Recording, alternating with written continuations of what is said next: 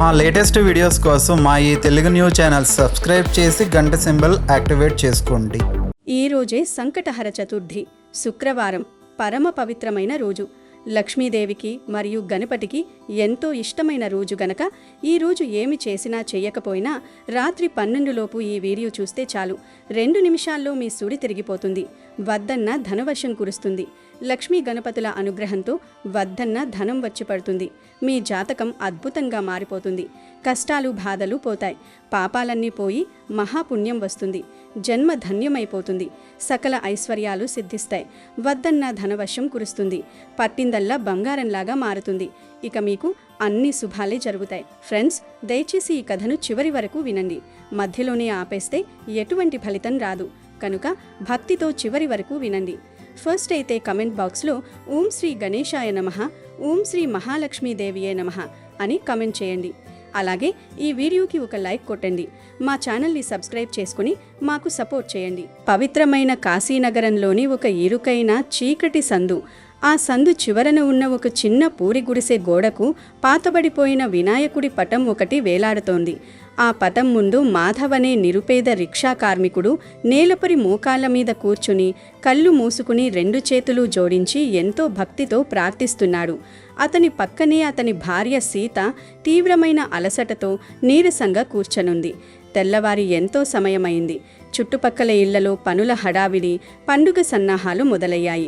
సీత తన భర్తను చూసి నిట్టూరుస్తూ, ఏవండి, తెల్లవారి ఎంతో సమయమైంది, ఇంకా ఇలా ఆ వినాయకుడి పటం ముందే కూర్చుంటే ఎలా? రేపు మనకు ఎంతో పెద్ద పండుగ అయిన వినాయక చవితి రాబోతోంది. కానీ మన ఇంట్లో కనీసం స్వామివారి ముందు దీపం పెట్టడానికి కూడా ఒక చుక్క నూనె లేదు. పండుగ పూట ఇల్లంతా చీకటిగా ఉంచాలా? మన కష్టాలు ఎప్పటికి తీరుతాయి అని ఎంతో బాధగా అడిగింది. మాధవ్ కళ్ళు తెరిచి దీనంగా ఆ స్వామి వైపు చూస్తూ, సీత, నేను కూడా ఆ విఘ్నేశ్వరుడికే నా బాధలన్నీ చెప్పుకుంటున్నాను. తండ్రి గణపయ్య, రేపు నీ నవరాత్రుల పండుగ ప్రారంభం కాబోతోంది. కానీ నా ఇల్లేమో ఇలా దారిద్ర్యంతో చీకటిగా ఉంది. నలుగురిలో నా పరువు నిలబెట్టు తండ్రి, మాకు ఏదైనా ఒక మంచి దారి చూపించు అని ఆ దేవుడిని వేడుకుంటున్నాను. ఆయన మనల్ని తప్పక రక్షిస్తాడు అన్నాడు. సీత అతని వైపు జాలిగా చూస్తూ, మీ భక్తే మిమ్మల్ని, మన కుటుంబాన్ని కాపాడాలి. నిన్న సాయంత్రం ఆ వడ్డీ వ్యాపారి భూపతిగాడు మన ఇంటికి వచ్చి వెళ్ళాడు. ఆ సంగతి మీకు తెలుసా అని అడిగింది. ఆ మాట వినగానే మాధవ్ ముఖంలో ఆందోళన, భయం వ్యక్తమయ్యాయి. భూపతి వచ్చాడా? ఏమన్నాడు సీత? వాడేమైనా గొడవ చేశాడా అని కంగారుగా అడిగాడు. సీత కళ్ళల్లో నీళ్లు తిరుగుతుండగా, రేపే ఆఖరి రోజు అని గట్టిగా అరిచాడు. ఎలాగైనా రేపటికల్లా అప్పు మొత్తం వడ్డీతో సహా చెల్లించాలని, లేకపోతే మీకున్న ఒకే ఒక్క రిక్షాను బలత్కారంగా లాక్కుపోతానని అందరి ముందు బెదిరించి వెళ్ళాడు అని చెప్పింది. ఆ మాటలకు మాధవ్ ఒక్కసారిగా దిగ్భ్రాంతికి గురై, ఏంటి, నా రిక్షా లాక్కుపోతాడా? అది నా ప్రాణం, నా కుటుంబానికి జీవనాధారం కదా, అది లేకపోతే నేను ఎలా బ్రతకాలి అని ఆవేశపడ్డాడు. సీత అతడిని శాంతింపు చేస్తూ, ఆవేశపడకండేవండి, వాడి క్రూరత్వం గురించి మీకు తెలియంది కాదు. ఆ రిక్షా కూడా పోతే మనం రోడ్డును పడతాం. అది చాలదన్నట్టు మా అమ్మకు నిన్న రాత్రి నుండి జ్వరం మళ్ళీ తిరగబెట్టింది. ఒళ్ళంతా సెగలు పుగలు కక్కుతోంది. వైద్యులు వచ్చి చూసి అర్జెంటుగా మందులు తేవాలన్నారు. దానికి కూడా చాలా డబ్బు కావాలి. ఇప్పుడు ఏం చెయ్యాలో నాకైతే తోచడం లేదు అని ఏడ్చేసింది. మాధవ్ సీత చేతులు పట్టుకొని, నువ్వస్సలు బాధపడకు సీత, నా గణపయ్య నన్ను ఎప్పుడూ చేతులు విడవడు. నాకాయన మీద గట్టి నమ్మకం ఉంది. నేనిప్పుడే రిక్షా తీసుకుని బజారుకు వెళ్తాను. ఎలాగోలా కష్టపడి డబ్బు సంపాదించుకొస్తాను అని ధైర్యం చెప్పి రిక్షా తీసుకుని బయలుదేరాడు. మధ్యాహ్నమైంది. కాశీ వీధుల్లో మండుటెండ నిప్పులు కురిపిస్తోంది. మాధవ్ ఆ ఎండలో అలసిపోయి తన పాత రిక్షాను ఒక పెద్ద మర్రి చెట్టు నీడన ఆపాడు. అతని స్నేహితుడు, తోటి రిక్షా కార్మికుడు అయిన గోపి కూడా పక్కనే తన రిక్షాను ఆపి కూర్చుని ఉన్నాడు. గోపి మాధవ్ వైపు చూసి, ఏం మాధవ్, ఈరోజు బోని అయినా అయిందా? నాకు పొద్దుటి నుండి కేవలం 10 రూపాయలు మాత్రమే వచ్చాయి. ఈ ఎండకు జనాలెవరూ బయటకు రావడం లేదు. అందరూ ఇళ్లల్లోనే ఉండిపోయారు.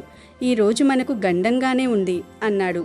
మాధవ్ నిరాశగా నిట్టూరుస్తూ, నా పరిస్థితి కూడా అంతే గోపి. పొద్దుటి నుండి ఒక్క సవారీ కూడా దొరకలేదు. కానీ నాకు ఈరోజు ఎలాగైనా చాలా డబ్బు కావాలి.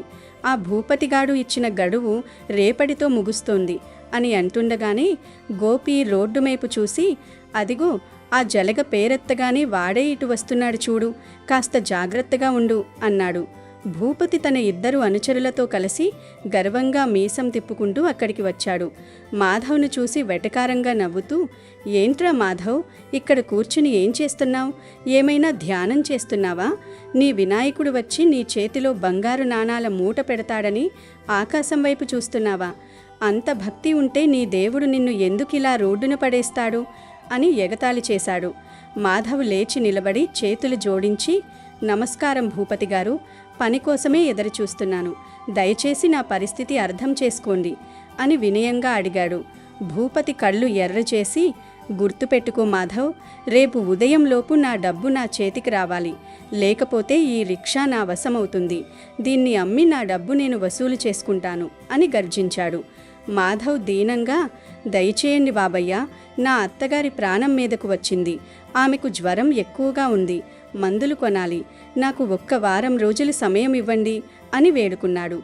భూపతి క్రూరంగా నవ్వి, ఆ జబ్బుల నాటకాలు నా దగ్గర వద్దు, రేపు ఉదయం అంతే, నీ దేవుడు నిన్ను ఎలా కాపాడుతాడో నేను కూడా చూస్తాను, నీ రిక్షా వెనుక ఉన్న ఈ బొమ్మేనా నిన్ను కాపాడేది అంటూ రిక్షాకున్న వినాయకుడి పటాన్ని చూపించి హేళన చేశాడు. మాధవ్ ఆ మాటలకు తట్టుకోలేక, భూపతి గారు, నన్ను ఏమైనా అనండి, నా కష్టాన్ని అవమానించండి, కానీ నా స్వామిని అంటే మాత్రం నేను ఊరుకోను అని గట్టిగా చెప్పాడు. భూపతి కోపంతో ఊగిపోతూ, ఓహో, నీకింత ధైర్యం రా, రేపు ఉదయం చూస్తానని సంగతి, పదండిరా అంటూ తన మనుషులతో కలిసి పొగరుగా వెళ్ళిపోయాడు. భూపతి వెళ్ళిపోగానే మాధవ్ నిస్సహాయతతో కన్నీళ్లతో అక్కడే కూలపోయాడు. గోపి అతడిని ఓదారుస్తూ, శాంతించు మాధవ్, ఇప్పుడు బాధపడి ఏం లాభం, ఆ దేవుడే ఏదో ఒక దారి చూపిస్తాడు, ధైర్యంగా ఉండు అన్నాడు. మాధవ్ ఆకాశం వైపు చూస్తూ, స్వామి గణపయ్య, చూసావా, నా ముందే నిన్ను ఎంతగా అవమానించాడు, నా పరువు, నా జీవనాధారం, నా కుటుంబ భారం అన్నీ మీ చేతుల్లోనే పెట్టాను, నన్ను నలుగురిలో నవ్వులపాలు చేయకు తండ్రి, ఆ భూపతి అన్న మాటలు నా గుండెను ముక్కలు చేశాయి, నా రిక్షా మీద నీ పటం ఉంది, నన్ను రోడ్డును పడేస్తే అది నీకు కూడా అవమానమే కదా తండ్రి, దయచేసి ఏదైనా దారి చూపించు, 1 సవారీ అయినా పంపించు స్వామి అని ఆర్తిగా మనస్ఫూర్తిగా ప్రార్థించాడు. మాధవ్ అలా కళ్ళు మూసుకొని కన్నీరు మున్నీరుగా ప్రార్థిస్తుండగా హఠాత్తుగా ఒక గంభీరమైన మధురమైన గొంతు వినిపించింది. రిక్షా ఖాళీగా ఉందా అని. ఆ శబ్దానికి మాధవ్ ఉలిక్కిపడి కళ్ళు తెరిచి చూస్తే అతని ఎదురుగా ఒక ధనికుడు నిలబడి ఉన్నాడు. ఆయన ముఖంలో ఒక దివ్యమైన తేజస్సు, కళ్ళల్లో అంతులేని కరుణ, పెదవులపై చిరునవ్వు కనిపిస్తున్నాయి. ఆయన ధరించిన వస్త్రాలు ఎంతో విలువైనవిగా ఉన్నాయి. ఆయన చుట్టూ ఒక కమ్మని సువాసన వ్యాపించి ఉంది.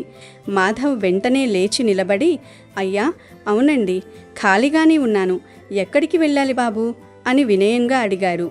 ఆ ధనవంతుడి చిరునవ్వు నవ్వుతూ, నన్ను గంగానది ఒడ్డున ఉన్న ఆ పెద్ద వినాయకుడి గుడి దగ్గర దింపుతావా అని అడిగాడు. మాధవ్ ఆశ్చర్యపోతూ, ఆ పెద్ద గుడి కాయ్యా, అది ఇక్కడ నుండి చాలా దూరం, పైగా అక్కడికి వెళ్ళే దారి కూడా అస్సలు బాగోదు, ఎత్తుపల్లాలు, రాళ్ళు రప్పలతో ఉంటుంది, నా పాత రిక్షా అంత దూరం లాగదలదో లేదో అని భయంగా ఉంది బాబు అన్నాడు. అందుకు ఆ ధనవంతుడు, నాకు తెలుసు సోదరా, కానీ నీ రిక్షాకు ఒక మంచి రక్షణ ఉంది, ఆయనే మనల్ని క్షేమంగా చేరుస్తాడు, ఎంత అడుగుతావో చెప్పు అన్నాడు. మాధవ్ కాస్త ఆలోచించి, మీ దయ అయ్యా, ఒక 20 రూపాయలు ఇవ్వండి చాలు అన్నాడు. ఆ ధనవంతుడు నవ్వి, 20 రూపాయలా? ఈ ఎండలో అంత దూరం కష్టపడడానికి అది చాలా తక్కువ, నేను నీకు 50 రూపాయలు ఇస్తాను, సరేనా అన్నాడు. మాధవ్ ఆనందంతో, 50 రూపాయలా అయ్యా? మీరు నా పాలిట దేవుడిలా వచ్చారు, తప్పకుండా వెళ్దాం, రండి కూర్చోండి అంటూ ఆయనను రిక్షాలో కూర్చోబెట్టుకున్నాడు. పద మాధవ్, ఆలస్యమవుతోంది అని ఆ ధనవంతుడు చెప్పగానే మాధవ్ రిక్షా తొక్కడం మొదలుపెట్టాడు. అయితే అతనికి ఒక విచిత్రమైన అనుభూతి కలిగింది. ఆ పాత రిక్షా మామూలుగా అయితే ఎంతో బరువుగా ఉండేది, కానీ ఇప్పుడది గాలిలో తేలే పువ్వుల కంటే తేలికగా కదులుతోంది. ఎంత ఎత్తుపల్లాలు దారి వచ్చినా మాధవ్కు అస్సలు అలుపు గాని శ్రమ గాని అనిపించడం లేదు. కాసేపు ప్రయాణం సాగిన తర్వాత వెనుక కూర్చున్న ధనవంతుడు, నువ్వు రిక్షా చాలా బాగా నడుపుతున్నావు మాధవ్ అని మెచ్చుకున్నాడు. మాధవ్ సంతోషంగా, నా తండ్రి నుండి నేర్చుకున్నానయ్యా ఈ పనిని, ఆయన కూడా ఇక్కడే రిక్షా కార్మికుడిగా ఉండేవారు అన్నాడు. అప్పుడు ఆ ధనవంతుడు, కానీ ఈ మధ్య నీకు సంపాదన సరిగ్గా లేక చాలా ఇబ్బంది పడుతున్నావు అంతే కదా అని అడిగాడు. మాధవ్ ఆశ్చర్యపోతూ, అవునండి, కానీ మీకు ఆ విషయం ఎలా తెలుసు అని అడిగాడు. అందుకు ఆయన నవ్వి, నీ మనసులో ఒక పెద్ద చింత ఉంది మాధవ్. నీ భార్య సీత, ఆమె తల్లి ఆరోగ్యం గురించా లేక భూపతి అనే వడ్డీ వ్యాపారి గురించా అని అడిగాడు. ఆ మాటలు వినగానే మాధవ్ గుండె ఆగినంత పనైంది. రిక్షాను ఒక్కసారిగా రోడ్డు పక్కన ఆపేసి వెనక్కి తిరిగి ఆ ధనవంతుడి వైపు భయంతో ఆశ్చర్యంతో చూశాడు. అయ్యా, మీరెవరు? నా భార్య పేరు సీత అని, భూపతి పేరు, మా అత్తగారి అనారోగ్యం గురించి ఇవన్నీ మీకెలా తెలిసాయి? మీరెప్పుడూ మా సందులోకి రాలేది అని గంభీరంగా అడిగాడు. ఆ ధనవంతుడు పెద్దగా నవ్వి, శాంతించు మాధవ్, ముందు రిక్షా నడుపు, సమయం మించిపోతుంది. నేను నీ ప్రార్థనలను విన్నవాడని, ఆ భూపతిని, దేవుణ్ణి నిన్ను అవమానించడం కూడా నేను చూశాను. ఏ పరిస్థితిలోనూ మనుషులు విశ్వాసం కోల్పోకూడదు. నువ్వు ఉదయం నుండి ఏమీ తిననట్టున్నావు, చాలా అలసిపోయావు. ఇదిగో ఈ లడ్డు తీసుకో అంటూ తన సంచిలోంచి ఒక పెద్ద సువాసనలు వెదజల్లుతున్న ఉండ్రాళ్ల లడ్డూను మాధవ్ చేతిలో పెట్టాడు. మాధవ్ ఆ లడ్డూని చూసి, అయ్యో వద్దు బాబు, ఇది దేవుడి ప్రసాదంలా ఉంది, నేనెలా తినగలను అన్నాడు. దానికి ఆయన, ప్రసాదాన్ని ఎప్పుడూ తిరస్కరించకూడదు మాధవ్, తిను, నీ నీరసం అంతా పోతుంది అని ప్రేమగా ఆజ్ఞాపించాడు. మాధవ్ భక్తితో ఆ లడ్డూని కళ్ళకద్దుకుని కొంచెం కొరికాడు.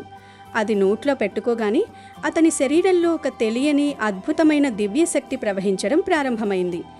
అంతవరకు ఉన్న ఆకలి, దాహం, ఎండ తీవ్రత, నీరసం అన్నీ ఒక్క క్షణంలో మాయమైపోయాయి.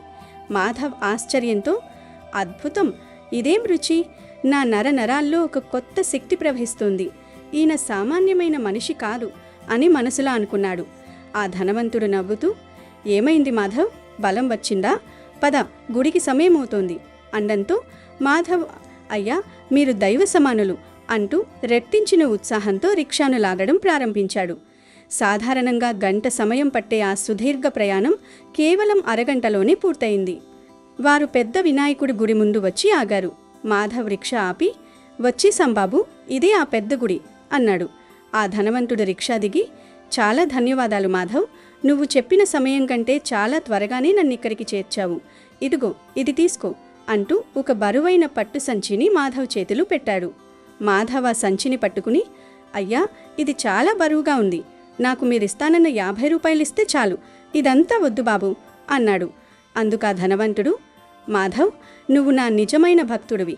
పండుగ పూట నీ కుటుంబం బాధపడటం నేను చూడలేను. ఇది నీ నిష్కల్మషమైన భక్తికి, నీ నిజాయితీకి నేనిస్తున్న బహుమతి అన్నాడు. మాధవ్ గొంతు పూడుకుపోగా, బాబు మీ మాటలు, నా పేరు, నా బాధలు మీకెలా తెలిసాయి? అసలు మీరెవరు అని అడిగాడు. అప్పుడు ఆ ధనవంతుడు, అవును మాధవ్, నా పరువు నిలబెట్టు తండ్రి అని నన్ను అడిగావు కదా. ఆ భూపతి నన్ను అవమానించినప్పుడు నాకంటే నువ్వే ఎక్కువ బాధపడ్డావు. నువ్వు ప్రతిరోజు ఎవరినైతే నమ్మి తలుచుకుంటావో ఆ విఘ్నేశ్వరుడిని నేనే అని పలికాడు. ఆ మాట పూర్తవగానే మాధవ్ కళ్ల ముందే ఆ ధనవంతుడి రూపం మాయమైపోయింది. ఆ స్థానంలో కోటి సూర్యుల దివ్యమైన కాంతంతో, చతుర్భుజాలతో ఏకదంతుడైన సాక్షాత్తు శ్రీ వినాయక స్వామి ప్రత్యక్షమయ్యాడు. ఆ అద్భుత దృశ్యాన్ని చూసిన మాధవ్ కళ్ల నుండి ఆనందాశ్రువులు ధారలుగా కరిగాయి. ఆయన పాదాలపై పడి, తండ్రి గణపయ్య, విఘ్నేశ్వర, సాక్షాత్తు నువ్వే నా రిక్షాలో వచ్చావా? నిన్ను గుర్తుపట్టలేకపోయాను తండ్రి, నన్ను క్షమించు అని వేడుకున్నారు. స్వామి కరుణతో చిరునవ్వు నవ్వి, లేదు మాధవ్, నువ్వు ఏ తప్పు చేయలేదు, నీ భక్తిలో ఎటువంటి కల్మషం లేదు, అందుకే నీ ఆర్తితో కూడిన ప్రార్థన నన్ను కదిలించింది. నా భక్తులను నేనెప్పుడూ ఒంటరిగా వదిలేయను అన్నాడు. మాధవ్ భయంగా, స్వామి మరి ఆ భూపతి అని అడిగాడు. గణేశుడు నవ్వి, ఆ భూపతి గర్వాన్ని అణచడానికే ఈ లీలలన్నీ చేశాను. ఈ పట్టు సంచిలోని ధనంతో నీ అప్పులన్నీ తీరిపోతాయి. నీ అత్తగారి వైద్యానికి, మీరిద్దరూ సంతోషంగా పండుగ చేసుకోవడానికి సరిపడా ధనం ఇందులో ఉంది. నీ నిజాయితీకి, భక్తికి ఇది నా బహుమతి. వెళ్ళు మాధవ్, సంతోషంగా పండుగ చేసుకో. కానీ ఒక్కటి గుర్తుంచుకు, ఈ ధనం చూసి ఎప్పుడూ గర్వపడకు. నీ ధర్మమే నిన్నెల్లప్పుడూ కాపాడుతుంది అని చెప్పి అంతర్ధానమయ్యాడు. మాధవ్ వెంటనే గుడి లోపలికి పరిగెత్తాడు. గర్భగుడిలో ఉన్న వినాయకుడి విగ్రహం వైపు చూడగా ఆ విగ్రహం కూడా తన వైపే చూసి చిరునవ్వు నవ్వుతున్నట్లు కనిపించింది. మాధవ్ ఆ బంగారు నాణాల సంచిని తీసుకుని బజారుకు వెళ్ళి ఇంటికి కావలసిన పప్పులు, ఉప్పులు, పిండి వంటల సామాగ్రి, దీపారాధనకు నూనె, బత్తలు మరియు తన అత్తగారికి కావలసిన విలువైన మందులన్నీ కొన్నాడు. వాటన్నింటినీ రిక్షాలో వేసుకుని ఇంటికి వెళ్ళాడు. సీత ఆశ్చర్యంగా, ఆనందంగా వాటన్నింటినీ చూస్తూ, ఏవండి, ఇవన్నీ ఎక్కడివి? ఇంత డబ్బు మీకు ఎలా వచ్చింది? ఎవరైనా సహాయం చేశారా అని అడిగింది. మాధవ్ కళ్ళలో ఆనంద బాష్పాలు తుడుచుకుంటూ, చెప్పాను కదా సీత, నా గణపయ్య నన్ను కాపాడుతాడని. ఈరోజు నా రిక్షాకు వచ్చిన ఆ దివ్యమైన సవారీ ఎవరో తెలుసా? సాక్షాత్తు ఆ విఘ్నేశ్వర స్వామివారే అని జరిగిందంతా వివరించాడు. ఆ మాటలు విన్న సీత చేతులు జోడించి, నిజంగానండి, ఆ స్వామి ఎంత దయామయుడు, మనలాంటి పేదవారిని కూడా కరుణించాడా అని భక్తితో ఉప్పొంగిపోయింది. వెంటనే భర్త తెచ్చిన మందులను తన తల్లికి ఇచ్చింది. ఆ మందులు వేసుకోగానే ఆమె జ్వరం కూడా తగ్గి ప్రశాంతంగా నిద్రపోయింది. సరిగ్గా అదే సమయంలో వడ్డీ వ్యాపారి భూపతి కోపంతో ఊగిపోతూ గట్టిగా తలుపు తట్టాడు. ఏయ్ మాధవ్, బయటకురా, నా డబ్బు కడతావా లేక నీ రిక్షాను లాక్కోమంటావా అని అరిచాడు. మాధవ్ ప్రశాంతంగా బయటకు వచ్చి, భూపతి గారు, శాంతించండి, మీ అప్పును వడ్డీతో సహా తీసుకోండి అంటూ ఆ పట్టు సంచి నుండి కొన్ని మెరుస్తున్న బంగారు నాణాలను తీసి భూపతి చేతిలో పెట్టాడు. ఆ నాణాలను చూసి భూపతి కళ్ళు బైర్లు కమ్మాయి. బంగారు నాణాలా? నీలాంటి రిక్షావాడికి వెక్కడివిరా? ఎక్కడైనా దొంగతనం చేశావా అని గద్దించాడు. మాధవ్ నవ్వి, లేదు భూపతి గారు, ఈరోజు నా రిక్షాలో ఒక పెద్దాయన సవారీగా వచ్చారు. ఆయనను పెద్ద వినాయకుడి గుడి దగ్గర వింపాను. ఆయనే ఇవి నాకు ఇచ్చారు. అంతేకాదు, ఆయన మీకు ఈ పెద్ద లడ్డూను కూడా ప్రసాదంగా ఇచ్చి పండుగ శుభాకాంక్షలు చెప్పమన్నారు అని ఆ దివ్యమైన లడ్డూను భూపతి చేతిలో పెట్టాడు. భూపతి ఆ లడ్డూను తన చేతిలోకి తీసుకోగానే దాని నుండి వస్తున్న అద్భుతమైన సువాసన, మాధవ్ ముఖంలో కనిపిస్తున్న అసాధారణమైన దైవిక ప్రశాంతతను చూసి అతనికి అంతా అర్థమైపోయింది. తాను నిన్న అవమానించిన ఆ దేవుడే స్వయంగా వచ్చి మాధవ్ను అనుగ్రహించాడని గ్రహించాడు. అంతే, అతని గుండెల్లో తెలియని భయం పుట్టింది. ఒళ్లంతా వణికిపోతుండగా చేతిలోని అప్పుల పత్రాల మూటను అక్కడే జారవిడిచాడు. నా స్వార్థం, నా అహంకారం నన్ను బలి తీసుకునేలా చేశాయి. నన్ను క్షమించు మాధవ్, నన్ను క్షమించు అని గట్టిగా అరుస్తూ వెనక్కి తిరిగి చూడకుండా ప్రాణభయంతో పారిపోయాడు. సీత ఆశ్చర్యంగా, ఏమండి, వాడికేమైంది, అలా పారిపోతున్నాడు అని అడిగింది. మాధవ్ నవ్వి, వాడి గర్వం అణిగిపోయింది సీత. మన దేవుడు వాడికి కూడా ఒక మంచి దారి చూపించాడు. సరే, ఇక లోపలికి రా, రేపు పండుగకు చాలా పనులున్నాయి. నిష్కల్మషమైన భక్తి, నిజాయితీతో కూడిన శ్రమ ఉంటే భగవంతుడు ఏ రూపంలోనైనా వచ్చి మన కష్టాలను తీరుస్తాడు. గర్వం, అహంకారం అనేవి ఎప్పటికైనా అణగారక తప్పదు అనే సత్యాన్ని ఆ దంపతులు గ్రహించి ఆనందంగా వినాయక చవితి పండుగను జరుపుకున్నారు. అలాగే ఈరోజు వినాయకుడు తన భక్తుడి కోసం ఒక కట్టెలు కుట్టేవాడిగా ఎందుకు మారాడో తెలిపే ఈ పవిత్ర కథను వింటే చాలు, ఎలాంటి పాపాలైనా పోతాయి, అష్ట ఐశ్వర్యాలు సిద్ధిస్తాయి. శివపురం అనే అత్యంత సుందరమైన, ప్రకృతి రమణీయతకు నిలయమైన ఒక పల్లెటూరు ఉండేది. ఆ గ్రామంలో భద్రయ్య అనే ఒక అమాయకపు, నిరుపేద కట్టెలు కొట్టే కార్మికుడు నివసిస్తూ ఉండేవాడు. అతని భార్య పేరు గౌరీ.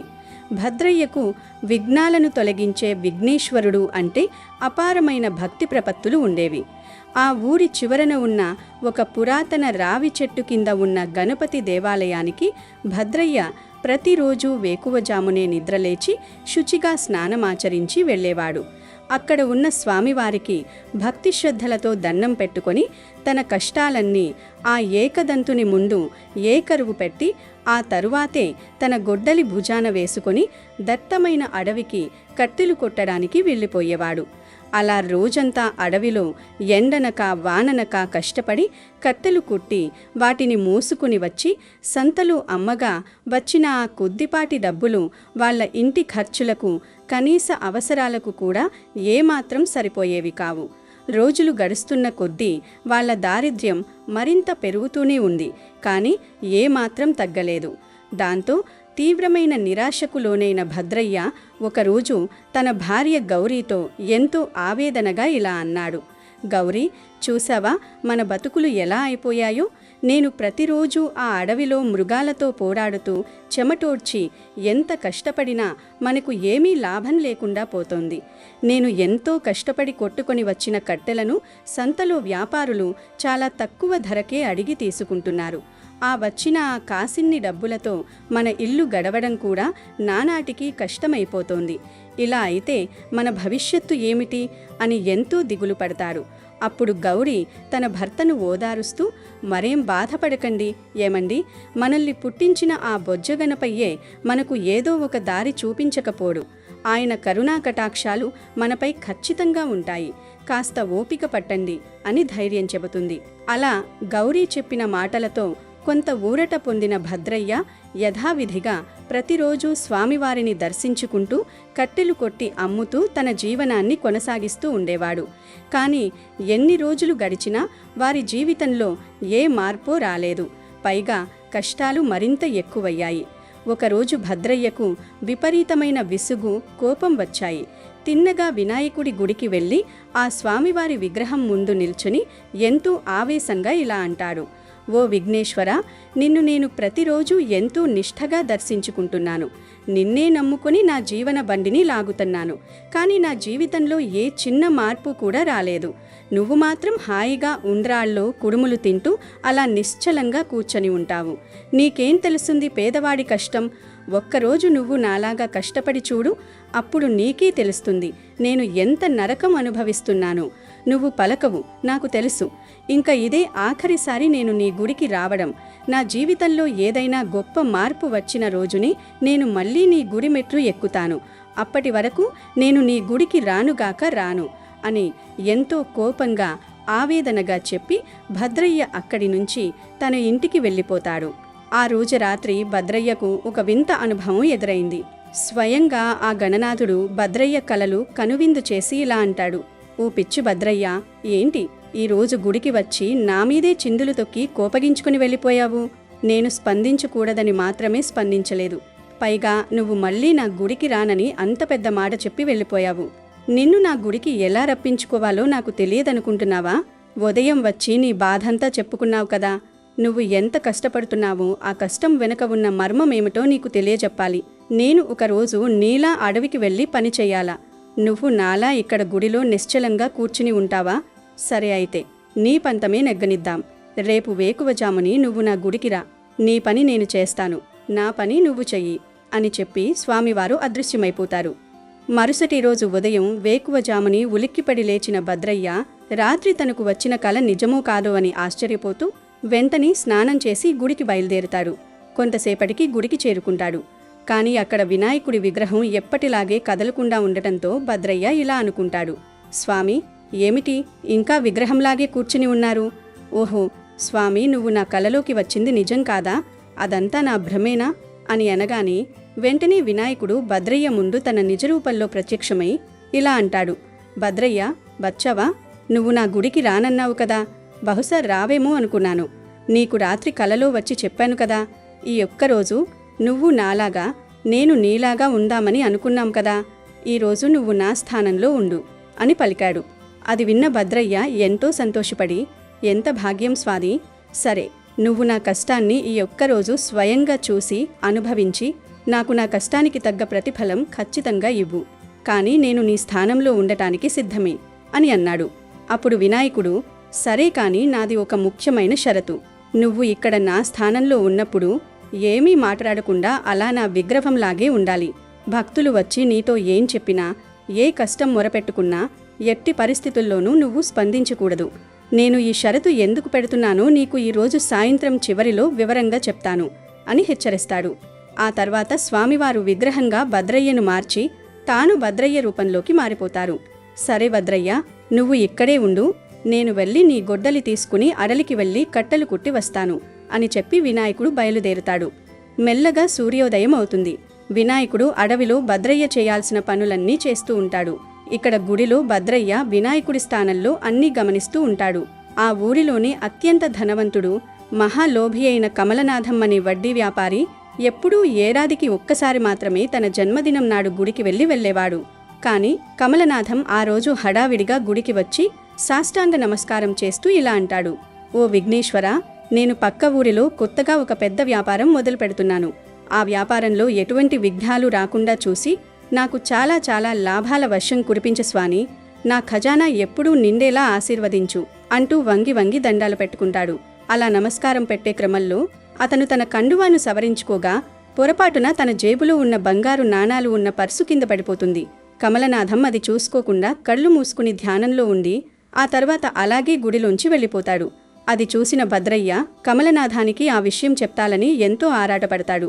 కాని వెంటనే వినాయకుడు పెట్టిన కఠినమైన షరతు గుర్తువచ్చి మౌనంగా ఉండిపోతాడు. ఇంతలో ఆ ఊరిలోనే కటిక పేదవాడైన ఎల్లయ్య అనే కూలి గుడికి వస్తూ ఉంటాడు. గుడి నుంచి వేగంగా బయటకు వస్తున్న కమలనాథం ఆ ఎల్లయ్యను అడ్డనించి కోపంగా ఇలా అంటాడు: ఒరే ఎల్లయ్య, నీ పనులన్నీ పక్కన పెట్టి తొందరగా నా ఇంటికి రా. ఇంట్లో చాలా పని ఉంది. ఈరోజు పట్నం నుండి మా చుట్టాలు వస్తున్నారు. నువ్వు వెంటనే చెరువుకు పోయి నీళ్లు తేవాలి, వంట వాళ్లకు సహాయం చెయ్యాలి, పరిగెత్తు అని అంటాడు. దానికి ఎల్లయ్య భయపడుతూ, సరే అయ్యా కమలనాథం గారు, గుడిలోకి వెళ్ళి స్వామివారికి ఒక్క దండం పెట్టుకుని ఒక్క 2 నిమిషాల్లో మీ ఇంటికి వచ్చేస్తానయ్యా అని చెప్తాడు. ఆ తర్వాత ఎల్లయ్య గుడిలోకి వెళ్ళి గణపతి ముందు నిలబడి కన్నీరు కారుస్తూ ఇలా అంటాడు: స్వామి విఘ్నేశ్వర, నేను రోజంతా ఎంత బరువైన పని చేస్తున్నా నా కడుపు నిండటం లేదు. చివరికి నా చేతిలో ఒక్క రూపాయి కూడా మిగలడం లేదు. నా భార్యా బిడ్డలు ఆకలితో అలమటిస్తున్నారు. నేను ఈ రోజు నుండి మరింత ఎక్కువగా పనిచేయాలి స్వామి. నా దగ్గర నీకు హుండీలో సమర్పించుకోవడానికి ఈ ఒక్క రూపాయి బిళ్ళ తప్ప నా దగ్గర ఇంకా ఏమీ లేవు స్వామి. నాకున్న ఈ ఒక్క రూపాయిని స్వీకరించి నా కష్టాలు తీర్చు తండ్రి అని చెప్పి ఎంతో భక్తిగా ఆ రూపాయిని హుండీలో వేసి వెళ్ళిపోదామనుకుంటాడు. సరిగ్గా అప్పుడే అతనికి కిందపడి ఉన్న కమలనాథం పర్సు కనబడుతుంది. ఎల్లయ్య ఆ పర్సును చేతిలోకి తీసుకుని చూస్తే అందులో ఎన్నో బంగారు నాణాలు ఉంటాయి. అతను ఆశ్చర్యపోయి వినాయకుడితో ఆనంద భాష్పాలతో ఇలా అంటాడు: ఓ కరుణామయ్య, నీకు నేను నా దగ్గర ఉన్న ఒక్క రూపాయి వేస్తే నాకు ఈ విధంగా ఇంత ధనం దొరికేలా చేశావా? నా మొర ఆలకించావా? నా బాధలన్నీ తీర్చావు తండ్రి. ఈ పూట నుండి నేను నా కుటుంబం కడుపు నిండా 2 పూటలా అన్నం తినేలా చేశావు తండ్రి. నీ రుణం ఈ జన్మకు తీర్చుకోలేను అని చెప్పి ఎల్లయ్య ఆ పర్సు తీసుకుని సంతోషంగా అక్కడి నుంచి వెళ్ళిపోతాడు. ఇదంతా విగ్రహ రూపంలో ఉన్న భద్రయ్య కళ్ళారా చూస్తూ ఉంటాడు. అతను మనసులో గట్టిగా అరిచి, ఒరే ఎల్లయ్య, అది నీకు దేవుడిచ్చిన డబ్బు కాదు, మీ యజమాని కమలనాథం పారేసుకున్న పర్సు, దాన్ని ముట్టుకోకు అని చెప్పాలనుకుంటాడు. కాని మళ్లీ దేవుడిచ్చిన మాట గుర్తుకొచ్చి తనను తాను నిగ్రహించుకుని ఆగిపోతాడు. ఇంతలో గంగయ్య అనే ఒక వృద్ధ జాలరి దేవుడి దర్శనం నిమిత్తం గుడికి వస్తాడు. అతను వినాయకుడికి భక్తిగా నమస్కారం పెట్టుకుని తన మనసులోని మాటను ఇలా అంటాడు: స్వామి విఘ్ననాథ, రేపు నేను వేట కోసం నా పడవలో సముద్రంలోకి చాలా దూరం వెళ్తున్నాను. నా కుటుంబమంతా నా మీదే ఆధారపడి ఉంది. నాకు రేపు మంచి వేట లభించి నాకున్న అప్పులన్నీ తీరేలా చూడు తండ్రి. నన్ను దయతో రక్షించు. రాబోయే సముద్రపు వేటలో ఎలాంటి ఆటంకాలు, ప్రమాదాలు రాకుండా నా ప్రాణాలను కాపాడు తండ్రి అని ప్రార్థిస్తుంటాడు. సరిగ్గా అదే సమయానికి పర్సు పోగొట్టుకున్న విషయం గమనించిన ధనవంతుడు కమలనాథం ఆ పర్సు కోసం వెతుక్కుంటూ ఆవేశంగా గుడికి వస్తాడు. అదే సమయంలో దర్శనం చేసుకున్న జాలరి గంగయ్య బయటకు వెళ్ళిపోతుంటాడు. వెళ్ళిపోతున్న గంగయ్యను కమలనాథం దౌర్జన్యంగా ఆపి తన వెంటే వచ్చిన అనుచరులతో ఇలా అంటాడు: ఒరే, పట్టుకోండి వాడిని. నేను గుడిలోకి వెళ్ళి వచ్చిన తర్వాత ఇతనే వచ్చి ఉంటాడు. ఇతనే ఖచ్చితంగా నా పర్సు దొంగిలించి ఉంటాడు. చూస్తుంటే వీడి వేషధారణ దొంగలానే ఉంది. నా డబ్బుల పర్సు వీడే కొట్టేశాడు అని కమలనాథం ఖచ్చితంగా అహంకారంతో చెప్పడంతో ఆ జాలరినే దొంగ అనుకుని కమలనాథం అనుచరులు అతన్ని దారుణంగా కొడుతూ లాక్కుని వెళ్ళిపోతుంటారు. అమాయకుడైన గంగయ్య ఏడుస్తూ, అయ్యా, నేను దొంగను కాను, నన్ను వదిలేయండి అని ప్రాధేయపడుతున్నా ఎవ్వరూ వినరు. అది చూసిన భద్రయ్య తట్టుకోలేకపోతాడు. తన కళ్ళ ముందే ఒక అమాయకుడికి శిక్ష పడడం చూడలేక ఉండబట్టలేక గట్టిగా అరుస్తూ విగ్రహంలోంచి ఇలా అంటాడు: ఆగండి, ఓ కమలనాథం, ఆ జాలరి గంగయ్య నిరపరాధి. నీ పర్సు అతను దొంగిలించలేదు. ఇక్కడికి గుడికి వచ్చిన పేదవాడైన ఆ ఎల్లయ్య దానిని దేవుడిచ్చిన వరంగా భావించి దొంగిలించి వెళ్ళిపోయాడు. వాడు ఇంకా ఎంతో దూరం వెళ్ళి ఉండడు. వెంటనే వెళ్ళండి, వెళ్ళి ఆ ఎల్లయ్యను పట్టుకోండి. పాపం ఏ పాపం ఎరుగని ఆ జాలరిని వదిలేయండి అని చెప్పేస్తారు. అలా గుడిలోని విగ్రహం నుంచి స్వయంగా దేవుడే మాట్లాడి నిజం చెప్పడంతో అందరూ ఆశ్చర్యపోయి దేవుడు చెప్పిందే ఖచ్చితమైన నిజం అని నమ్ముతారు. వెంటనే వాళ్ళు ఆ జాలరి గంగయ్యను విడిచిపెడతారు. ఆ తర్వాత పరిగెత్తుకుంటూ వెళ్ళి దారిలో వెళుతున్న పేదవాడైన ఎల్లయ్యను పట్టుకుని అతని దగ్గర ఉన్న పర్సును లాక్కొని దొంగతనం చేశాడన్న నెపంతో పోలీసులకి అప్పగిస్తారు. చీకటి పడుతుంది, రాత్రి అవుతుంది. అడవి నుంచి కట్టెలు కొట్టి తిరిగి వచ్చిన వినాయకుడు గుడిలో ప్రత్యక్షమవుతాడు. స్వామివారి స్థానంలో ఉన్న భద్రయ్య తన నిజరూపంలోకి బయటకు వచ్చేస్తాడు. అప్పుడు భద్రయ్య వినాయకుడితో ఎంతో గర్వంగా ఇలా అంటాడు, స్వామి, చూశావా, ఈరోజు నేను నీలా మౌనంగా ఉండిపోకుండా ఒక దొంగను పట్టించాను. ఏ పాపం చెయ్యని ఆ అమాయక జాలరివాడిని ప్రాణాపాయం నుంచి కాపాడాను తెలుసా? నువ్వు నన్ను ఏం జరిగినా నోరు విప్పవద్దని చెప్పావు కదా, అయినా నేను ఎందుకు మాట్లాడానో తెలుసా? నేనలా సకాలంలో నిజం చెప్పడం వల్ల ఒక నిరపరాధి అయిన జాలరిని కాపాడగలిగాను. ఒక దొంగతనం జరగకుండా ఆపగలిగాను. నేను చేసింది మంచిదే కదా స్వామి అని అంటాడు. దానికి వినాయకుడు చిన్నగా నవ్వి ఇలా సమాధానమిస్తాడు, ఓ పిచ్చి భద్రయ్య, అదంతా జరిగేలా చేసింది నేనే అని నీకు తెలియదు. ఆ ఎల్లయ్య కటిక పేదవాడు. రోజంతా ఎంత కష్టపడి పనిచేసినా కనీసం కడుపు నిండా భోజనం చేయలేకపోతున్నాడు. ఆ దొరికిన డబ్బుతో వాడు తన కుటుంబం కడుపు నింపుకుంటాడు అని నేను రాసిపెట్టాను. అంతేకాకుండా ఆ కమలనాథం వడ్డీ వ్యాపారం పేరుతో ఎంతో మందిని పీడించి పాపాలు చేశాడు. వాడి పాపభారం ఆ విధంగా తన ధనం కోల్పోవడం వల్లన్నా కొంత తగ్గుతుందని నేను ఆ పర్సు పడేసేలా చేశాను. అందుకే ఆ ఎల్లయ్యకు ఆ ధనవంతుడి ధనం దొరికేలా చేశాను. అలాగే ఆ జాలరి గంగయ్య రేపు సముద్రంలోకి వేటకు వెళ్తున్నాడు. రేపు సముద్రంలో భయంకరమైన తుఫాను రాబోతోంది. అతను తన ప్రయాణంలో ఆ తుఫాను ధాటికి చిక్కుకొని ఖచ్చితంగా మరణించబోతున్నాడు. అందుకే అతను రేపు సముద్ర ప్రయాణం చేయకుండా ఆపడానికి ఈరోజు దొంగతనం నెపంతో అతనిని కనీసం ఒకరోజు జైలుకు వెళ్లేలా చెయ్యాలి అనుకున్నాను. నా ప్రణాళిక అది. కానీ ఇప్పుడు నీ తొందరపాటు వల్ల, నువ్వు మాట్లాడటం వల్ల ఆ ధనవంతుడు కమలనాథం తన డబ్బును తిరిగి పొంది అహంకారంతో మరిన్ని పాపాలు చేస్తూ ధనాన్ని సంపాదిస్తూనే ఉంటాడు. కడుపు నిండా తినాలి అనుకున్న ఆ పేదవాడు ఎల్లయ్య ఇప్పుడు జైల్లో పడి ఆకలితోనే ఉంటాడు. అంతేకాదు, జైలుకు వెళ్లాల్సిన ఆ జాలరి గంగయ్య రేపు యథావిధిగా సముద్ర ప్రయాణం చేసి ఆ తుఫానులో పడి తన ప్రాణాలు పోగొట్టుకోబోతున్నాడు. చూసావా, నేను ఎప్పుడు ఎవరిని ఎలా ఆదుకోవాలో, నా భక్తుల్ని ఏ విధంగా రక్షించాలో నాకొక నిర్దిష్టమైన ప్రణాళిక ఉంటుంది.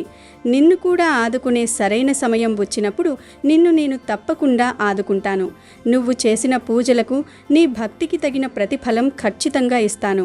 అప్పటి వరకు ఓపికతో వేచి ఉండు భద్రయ్య. నీ తొందరపాటు ఎంత నష్టం చేసిందో ఇప్పుడు నీకు అర్థమైందా అని అంటాడు. ఈ మాటలు విన్న భద్రయ్య పశ్చాత్తాపంతో కుమిలిపోయి చేతులు జోడించి కన్నీళ్లు పెట్టుకుంటూ ఇలా అంటాడు, స్వామి విఘ్నేశ్వర, నన్ను క్షమించండి తండ్రి. నాకేమీ తెలియదు. నేను చేసిన ఈ చిన్న తప్పిదం వల్ల, నా తొందరపాటు వల్ల రేపు ఒక అమాయక జాలరి చనిపోతున్నాడు.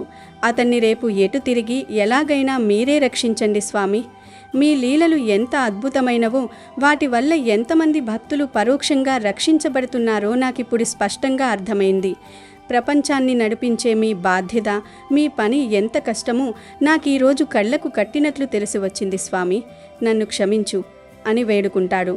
అప్పుడు వినాయకుడు చిరునవ్వు నవ్వుతూ అతన్ని ఆశీర్వదించి అక్కడి నుంచి అదృశ్యమైపోతాడు. భద్రయ్యకు జ్ఞానోదయమవుతుంది. నిజమే కదా ఫ్రెండ్స్, దేవుడి లీలలు సాధారణ మనిషి బుద్ధికి, ఊహకు ఏమాత్రం అందవు. ప్రతి సంఘటన వెనుక, మన జీవితంలో జరిగే ప్రతి ఆటంకం వెనుక భగవంతుని యొక్క ఒక అదృశ్యమైన మహాసంకల్పం దాగి ఉంటుంది. మన కంటికి కష్టంలా, ప్రతికూలంగా కనిపించేది రేపు జరగబోయే ఒక గొప్ప శుభమై ఉండవచ్చు. అలాగే ఈరోజు మనకు లాభంలా, శుభంలా కనిపించేది రేపు మన పాలిట పెద్ద కష్టమై, శాపమై కూడా మారవచ్చు. అందుకే దేవుడి ఈలలు, ఆయన వేసే అడుగులు ఎవ్వరికీ అంతి చిక్కవు. భగవంతుడు తన భక్తులకు ఇవ్వాల్సిన ఫలితాన్ని ఇవ్వడంలో కొంత ఆలస్యం అవ్వవచ్చునేమో కానీ ఆయన నమ్ముకున్న వారికి అన్యాయం మాత్రం ఎప్పుడూ జరగనివ్వడు. అలాగే ఈ సంకటహర చతుర్థి శుక్రవారంతో కలిసి వచ్చింది గనుక ఈ లక్ష్మీదేవి కథను వింటే చాలు, పేదరికం పోతుంది, ధన సమస్యలు పోతాయి, సంపాదన పెరుగుతుంది. సిరిపురమని ఒక ఎంతో అందమైన మరియు పచ్చని గ్రామంలో శ్రీనివాస్ అని ఒక 25 ఏళ్ల యువకుడు నివసిస్తూ ఉండేవాడు. అతను పుట్టుకతోనే ఒక అనాథ. ఊహ తెలియని చిన్న వయసులోనే ప్రమాదవశాత్తు తన కన్న తల్లిదండ్రులను కోల్పోయాడు. అతనికి ఈ లోకంలో నా అన్న వాళ్ళు ఎవరూ లేరు. బంధువులు గాని స్నేహితులు గాని ఎవరూ అతన్ని చేరదీసి కనీసం ఒక పూట భోజనం పెట్టిన పాపాన పోలేదు. తన రెక్కల కష్టం మీదని అతను పూర్తిగా ఆధారపడి బతుకుతూ ఉండేవాడు. శ్రీనివాస్ మనసు చాలా స్వచ్ఛమైనది, కల్మషం లేనిది. అతను అసలు పేరు శ్రీనివాస్ అయినప్పటికీ అతను శ్రీ మహాలక్ష్మీదేవికి పరమభక్తుడు. ఉదయం నిద్రలేచినప్పటి నుండి రాత్రి పడుకునే వరకు అతని పెదవులు లక్ష్మీదేవి నామస్మరణ చేస్తూనే ఉండేవి. ఒక రోజులో కొన్ని వేల సార్లు మహాలక్ష్మిని తలుచుకుంటూ ఉండేవాడు. వ్యాపారం చేసుకుంటున్నప్పుడు, నడుస్తున్నప్పుడు, తింటున్నప్పుడు, ఇలా ఏ పని చేస్తున్నప్పటికీ అమ్మ మహాలక్ష్మి, అమ్మ లక్ష్మీదేవి అంటూ ఆ తల్లి ధ్యానంలోనే నిమగ్నమై ఉండేవాడు. ఆ తల్లికి దాసుడిగా బ్రతుకుతూ ఉండేవాడు. అతని అపారమైన భక్తికి, నిరంతర నామస్మరణకు మెచ్చి ఊరిలోని ప్రజలంతా అతన్ని ముద్దుగా లక్ష్మీదాసు అని పిలుచుకునేవారు. ఓ లక్ష్మీదాసు, మాకు పచ్చరంగు గాజులు కావాలి, రేపు రాగానే తీసుకునిరా అని ఎవరైనా అడిగితే, సరేనమ్మా, ఆ తల్లి దయ వల్ల తప్పకుండా తీసుకుని వస్తాను అని ఎంతో వినయంగా బదులిచ్చేవాడు. ఇలా లక్ష్మీ కటాక్షం మీదని భారం వేసి అతని రోజులు ఎంతో ప్రశాంతంగా గడిచిపోతూ ఉన్నాయి. ఒకరోజు శ్రీనివాస్ తన తోపుడు బండిని తీసుకుని గాజులమ్మడం కోసం పక్కనే ఉన్న నారాయణపురం అనే పొరుగు ఊరికి ప్రయాణమయ్యాడు. ఎండ తీవ్రత చాలా ఎక్కువగా ఉంది. ఆ ఊరి వీధుల్లో ఉదయం నుండి సాయంత్రం వరకు అలుపు లేకుండా తిరిగాడు. కాని ఎందువల్లో ఆ రోజు ఆ ఊరిలో ఆశ్చర్యంగా ఒక్కరు కూడా అతని దగ్గర కనీసం ఒక్క గాజు కూడా కొనలేదు. రోజువారీగా గాజులు అమ్మితే గాని ఆ రోజు అతనికి పూట గడవని దయనీయమైన పరిస్థితి. ఒక్క గాజు కూడా అమ్ముడుపోకపోవడంతో అతని చేతిలో కనీసం తినడానికి చిల్లి గవ్వ కూడా లేదు. ఆకలితో కడుపు మండిపోతోంది. రోజంతా ఎండలో ఊరంతా తిరిగి తిరిగి లక్ష్మీదాసు బాగా అలసిపోయాడు. ఈరోజు నా పరిస్థితి ఇలా ఉంది, ఎవ్వరూ గాజులు కొనేలా లేరులే, ఇంక ఈ వీధుల్లో తిరగడం కూడా అనవసరం, నేను తిరిగి నా ఊరికి వెళ్ళిపోతాను. ఈ రోజుకి ఆ లక్ష్మీదేవి నాకు పస్తులు రాసిపెట్టిందేమో, పస్తులు ఉండటం నాకు తప్పదేమో అని తనలో తాను నిరాశగా అనుకుంటూ భారమైన అడుగులతో చిన్నగా తన ఊరికి ప్రయాణమయ్యాడు. ఇలా నడుస్తూ వెళ్తుండగా కొంత దూరం వెళ్ళాక బాగా అలసిపోయి నారాయణపురం శివార్లలో ఉన్న ఒక పెద్ద మర్రి చెట్టు దగ్గర ఆగుతాడు.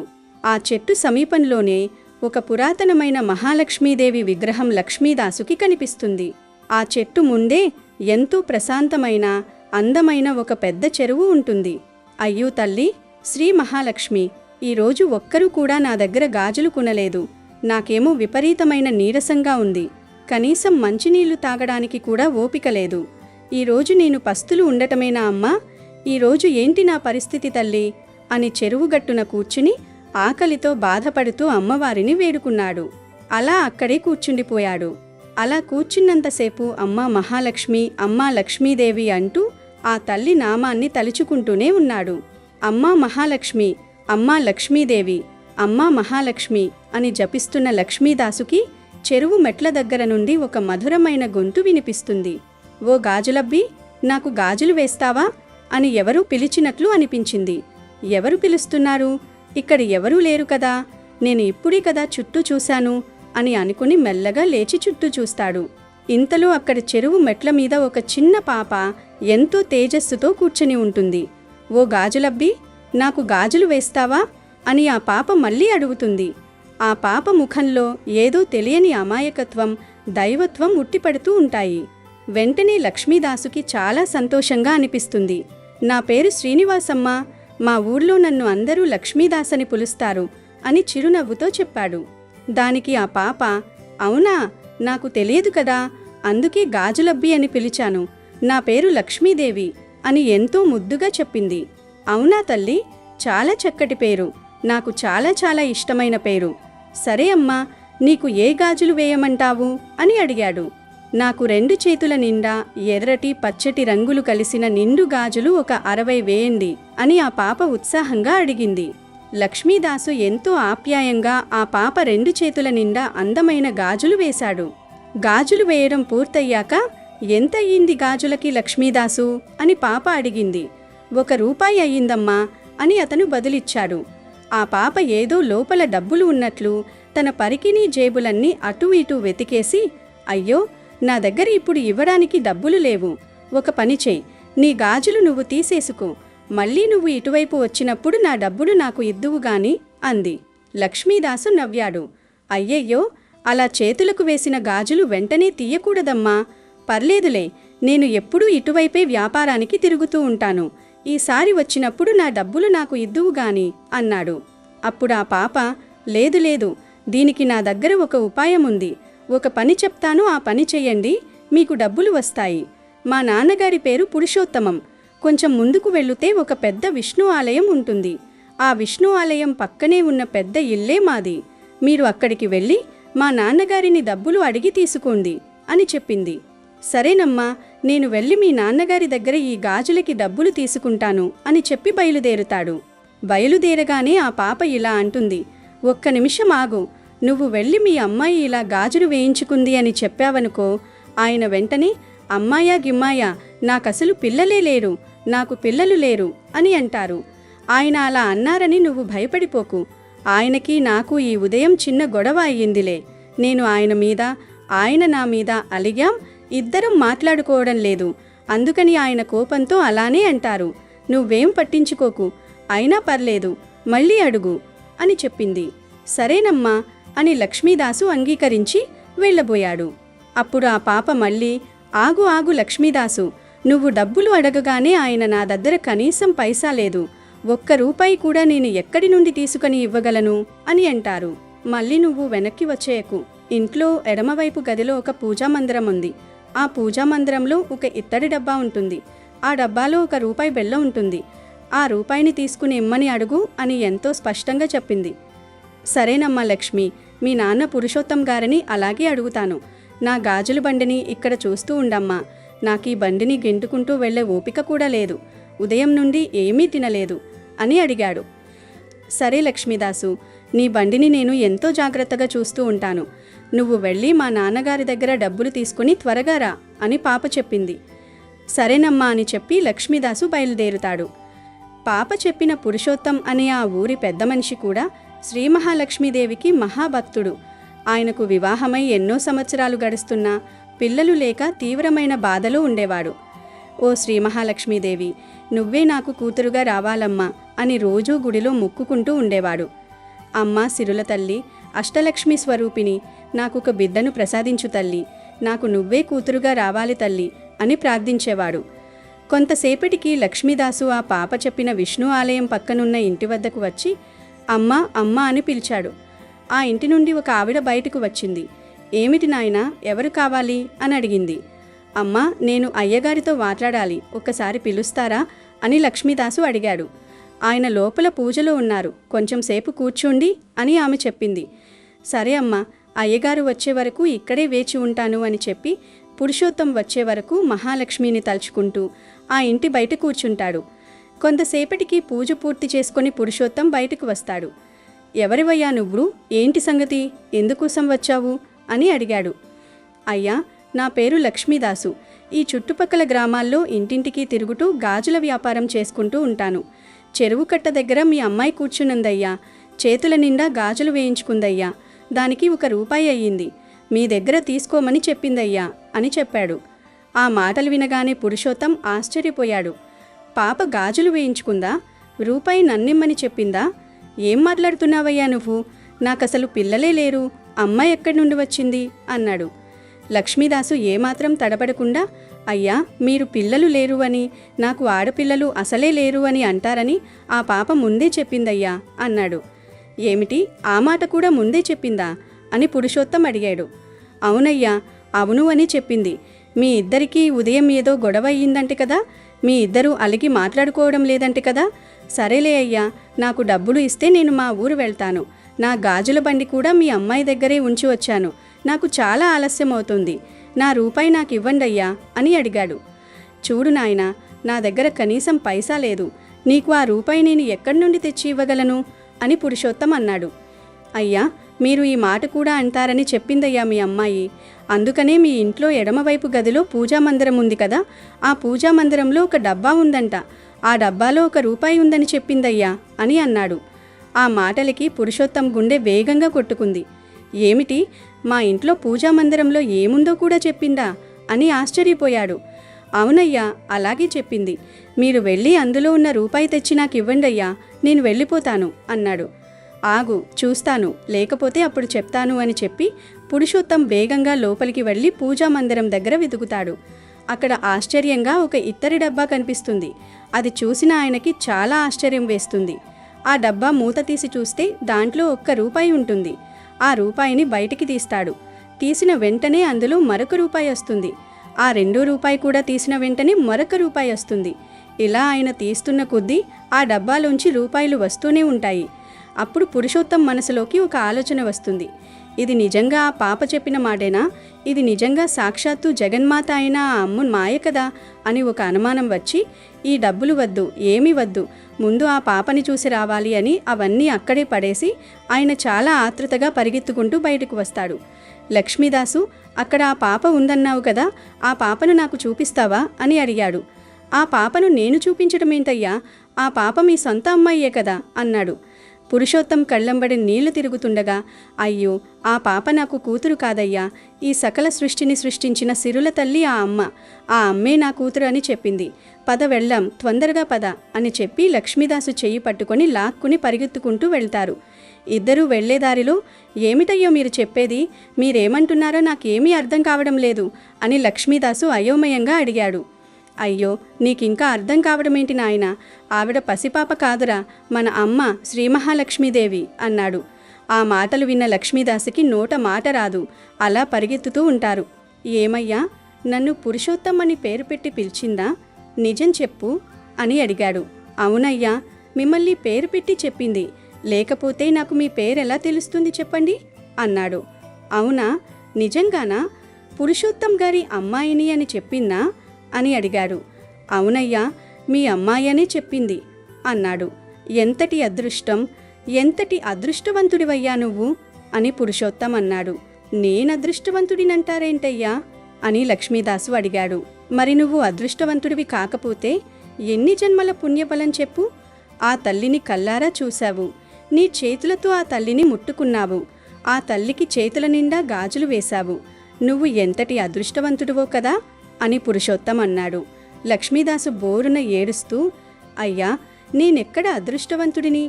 నా అంత దురదృష్టవంతుడెక్కడైనా ఉంటారా?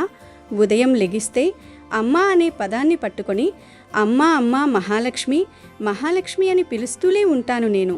ఆ అమ్మ అక్కడ ఉన్నా నేను సాక్షాత్తు లక్ష్మీదేవి అని తెలుసుకోలేని దౌర్భాగ్యుడను. కనీసం నమస్కారం కూడా చేసుకోలేకపోయానయ్యా, నేనెలా అదృష్టవంతుడినయ్యగారు అని విలపించాడు. కొంతసేపటికి వారిద్దరూ చెరువు వద్దకు వచ్చి ఆగుతారు. అక్కడ గాజుల బండి అలానే ఉంటుంది, కానీ అక్కడ ఎవ్వరూ ఉండరు. ఎక్కడ కూర్చుంది చెప్పు, అమ్మ ఎక్కడ కూర్చుంది అని అడిగాడు. ఆ అమ్మ ఇక్కడే కూర్చుందయ్యా, ఇక్కడే కూర్చుంది. ఆ చెట్టు కింద నేను కూర్చుంటే ఇక్కడికి నన్ను పిలిచింది, నేనక్కడికి వెళ్ళి ఆ పాపకి గాజులు వేశాను అని చెప్పాడు. చాలాసేపు ఆ చుట్టుపక్కల మహాలక్ష్మి మహాలక్ష్మి ఎక్కడున్నావు అని ఏడుస్తూ ఆతృతిగా పెద్ద గొంతుతో అమ్మని వెతుకుతూ ఉంటారు.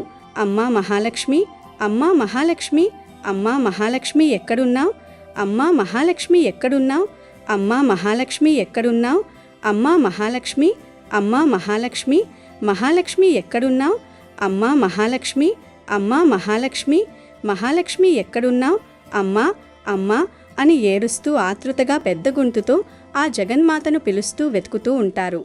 ఎంత వెతికినా ఎటువైపు చూసినా అమ్మ కనిపించదు. కనిపించకపోయేసరికి ఇద్దరికీ విపరీతమైన దుఃఖం పొంగుకొచ్చి ఆ దుఃఖంలో మునిగిపోయి ఆ ఇద్దరూ మళ్ళీ కలిసి ఒకే చోటుకు చేరి, అయ్యో, ఆ అమ్మ కనిపించలేదుగా, ఎంతటి దురదృష్టవంతులం మనం అని ఇద్దరూ ఏడుస్తూ పెద్దగా పిలుస్తూ ఉంటారు. అమ్మా మహాలక్ష్మి ఎక్కడున్నావు, అమ్మా మహాలక్ష్మి ఎక్కడున్నావు, అమ్మా మహాలక్ష్మి ఎక్కడున్నావు, అమ్మా మహాలక్ష్మి ఎక్కడున్నావు, అమ్మా మహాలక్ష్మి ఎక్కడున్నావు, అమ్మా మహాలక్ష్మి, అమ్మా మహాలక్ష్మి, మహాలక్ష్మి ఎక్కడున్నావు అని విలపిస్తుండగా అప్పుడే ఒక విచిత్రం జరుగుతుంది. ఇంతలో అక్కడ ఉన్న మహాలక్ష్మీదేవి విగ్రహం నుండి ఒక దివ్యమైన తేజస్సుతో సాక్షాత్తు శ్రీ మహాలక్ష్మీదేవి ప్రత్యక్షమవుతుంది. ఆ అద్భుతమైన దివ్యమంగళ రూపాన్ని చూడగానే వాళ్ళు అమ్మా మహాలక్ష్మి, అమ్మా మహాలక్ష్మి, అమ్మా మహాలక్ష్మి, అమ్మా మహాలక్ష్మి అని ఆర్తిగా పిలుస్తూ ఉంటారు. అప్పుడా తల్లి నవ్వి, మీ ఇద్దరూ నన్ను ఎంతో ఆర్తితో రోజూ పిలుస్తూ ఉంటారు. మీ ఇద్దరి నిస్వార్థమైన భక్తికి నేను మురిసిపోయేదాన్ని. మీకు ఇక ఈ జన్మతో ముక్తి ప్రసాదిస్తున్నాను, మోక్షాన్ని ఇవ్వదల్చాను అని చెప్పి శ్రీ మహాలక్ష్మీదేవి ఆ ఇద్దరు భక్తులైన లక్ష్మీదాసును, పురుషోత్తంను తనలో ఐక్యం చేసుకుంటుంది. ఈ సంకటహర చతుర్థి సందర్భంగా ఒక భక్తుడు రూపాయి కూడా ఖర్చు చేయకుండా గొప్పగా గుడి ఎలా కట్టాడో తెలిపే ఈ పవిత్ర కథను వింటే చాలు, వినాయకుడి అనుగ్రహంతో కష్టాలు పోతాయి. ఎంతో అదృష్టం ఉంటే తప్ప ఈ కథని వినలేరు. అనగనగా పూర్వం దక్షిణ భారతదేశంలో రత్నపురి అనే ఒక సమృద్ధివంతమైన రాజ్యం ఉండేది. ఆ రాజ్యాన్ని భూపతి వర్మ అనే మహారాజు ఎంతో ధర్మబద్ధంగా పరిపాలిస్తూ ఉండేవాడు.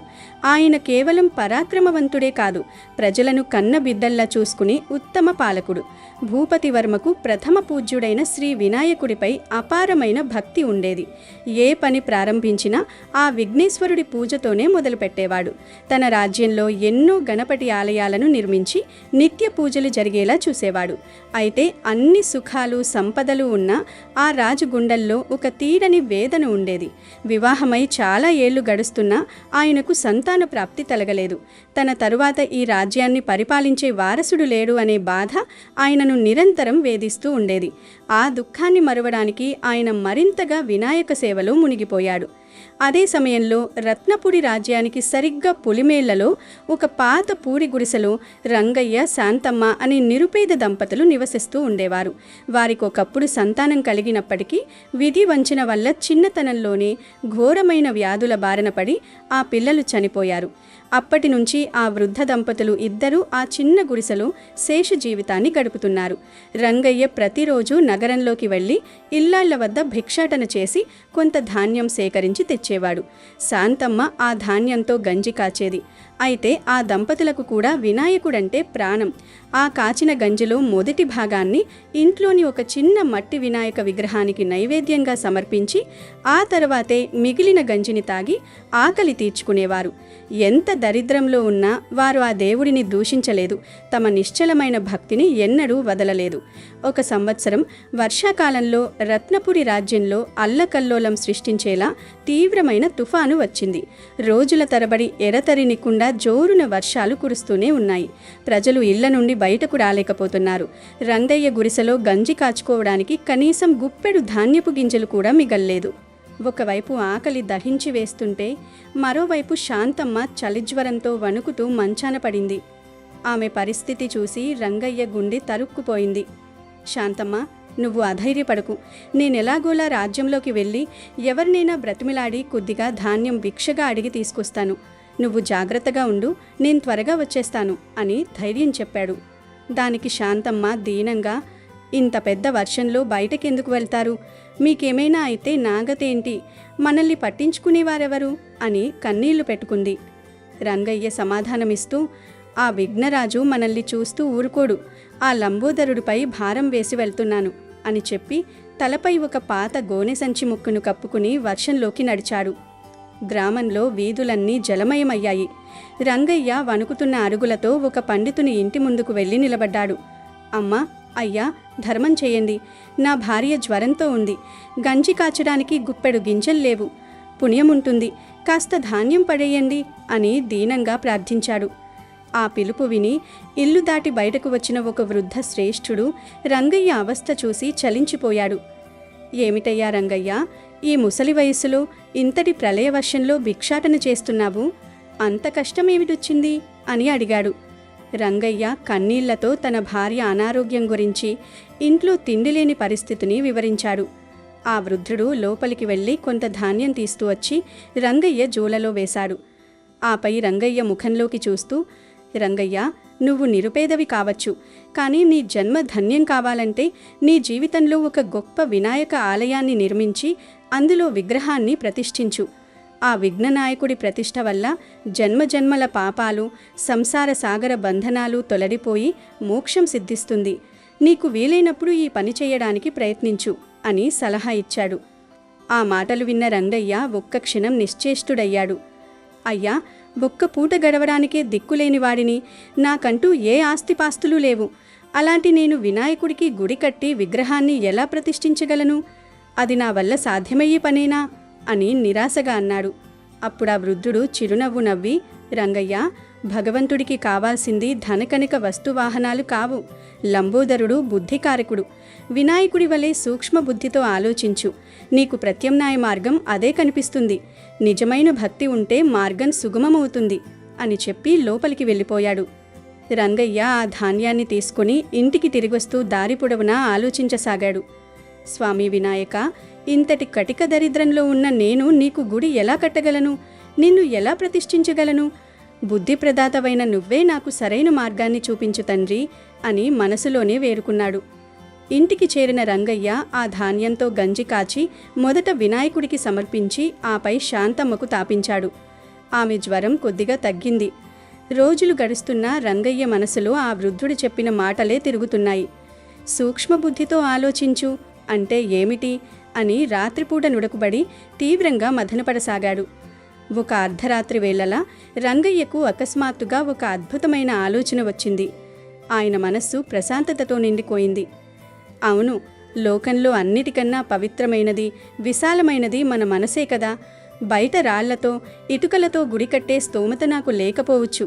కానీ నా మనసులోనే వినాయకుడికి ఒక దివ్యమైన ఆలయాన్ని ఎందుకు నిర్మించకూడదు? ప్రతిరోజు రాత్రిపూట నిద్రపోయే ముందు నిశ్చలమైన భక్తితో నా మనసులోనే ఒక్కొక్క ఇటుకను పేర్చుకుంటూ అద్భుతమైన గుడిని ఊహించుకుంటూ రాబోయే వినాయక చవితి పర్వదినం నాటికి ఆ మానస ఆలయాన్ని పూర్తి చేసి నా హృదయంలోనే వినాయకుడిని ప్రతిష్ఠిస్తాను అని సంకల్పించుకున్నాడు. ఆ రోజు నుండి రంగయ్య దినచర్య మారింది. పగలు భిక్షాటన ముగించుకొని రాత్రి కాగానే కళ్ళు మూసుకొని ధ్యానంలో కూర్చునేవాడు. తన మనోఫలకంపై ఒక అందమైన పునాదిని తవ్వి దానికి ప్రేమనే సిమెంటుగా, భక్తినే ఇటుకలుగా వాడుతూ ఆలయ నిర్మాణాన్ని ప్రారంభించాడు. ఈరోజు గర్భగుడి గోడలు, రేపు మహామండపం, ఇల్లుండి గోపుర కలశాలు, ఇలా ప్రతిరోజు అత్యంత శ్రద్ధతో అద్భుతమైన శిల్పకళతో కూడిన ఒక ఊహాత్మక వినాయక ఆలయాన్ని మనసులోనే నిర్మిస్తూ ఓం గం గణపతయే నమః అనే మంత్రాన్ని జపిస్తూ నిద్రపోయేవాడు. మరోవైపు రత్నపురి మహారాజైన భూపతివర్మ సంతాన ప్రాప్తి కోసమై దేశంలోని ఎన్నో పుణ్యక్షేత్రాలను, తీర్థయాత్రలను దర్శించి తిరిగి తన రాజ్యానికి చేరుకున్నాడు. రాజు రాకను గమనించిన మహామంత్రి ఆయనను కలిసి, మహారాజా, మీ తీర్థయాత్రలు విజయవంతంగా సాగాయా? మన రాజ్య వారసుడి సమస్యకు ఏమైనా దైవిక పరిష్కారం లభించిందా అని అడిగాడు. దానికి భూపతివర్మ ఎంతో ఉత్సాహంగా, అవును మంత్రివర్య, నా యాత్రలో ఒక గొప్ప సిద్ధుడిని కలిశాను. ఆయన నా సమస్యకు ఒకే ఒక్క పరిష్కారం చెప్పారు. జగత్తులోని ఎక్కడా లేని విధంగా ఒక అత్యంత అద్భుతమైన, వైభవోపేతమైన వినాయక ఆలయాన్ని నిర్మించి అందులో నవరత్న ఖచ్చిత వినాయక విగ్రహాన్ని ప్రతిష్ఠించడమే నా తక్షణ కర్తవ్యం. ఆ స్వామి అనుగ్రహంతో నాకు తప్పక సంతానం కలుగుతుందని ఆ సిద్ధుడు ఆశీర్వదించారు అని చెప్పాడు. మహారాజు మాటలు విన్న మంత్రి, అలాగే ప్రభు, మీ ఆజ్ఞ ప్రకారం తక్షణమే ఆలయ నిర్మాణ పనులను ప్రారంభిస్తాము అన్నాడు. రాజు ఆదేశంతో దేశ విదేశాల నుండి అత్యంత ప్రతిభావంతులైన వాస్తుశిల్పులు, శిల్పకళా నిపుణులు రత్నపురి రాజ్యానికి రప్పించబడ్డారు. కోట్లాది రూపాయల వ్యయంతో సువర్ణ కాంతులతో మెరిసిపోయేలా ఒక బృహత్తరమైన గణపతి దేవాలయ నిర్మాణం ప్రారంభమైంది.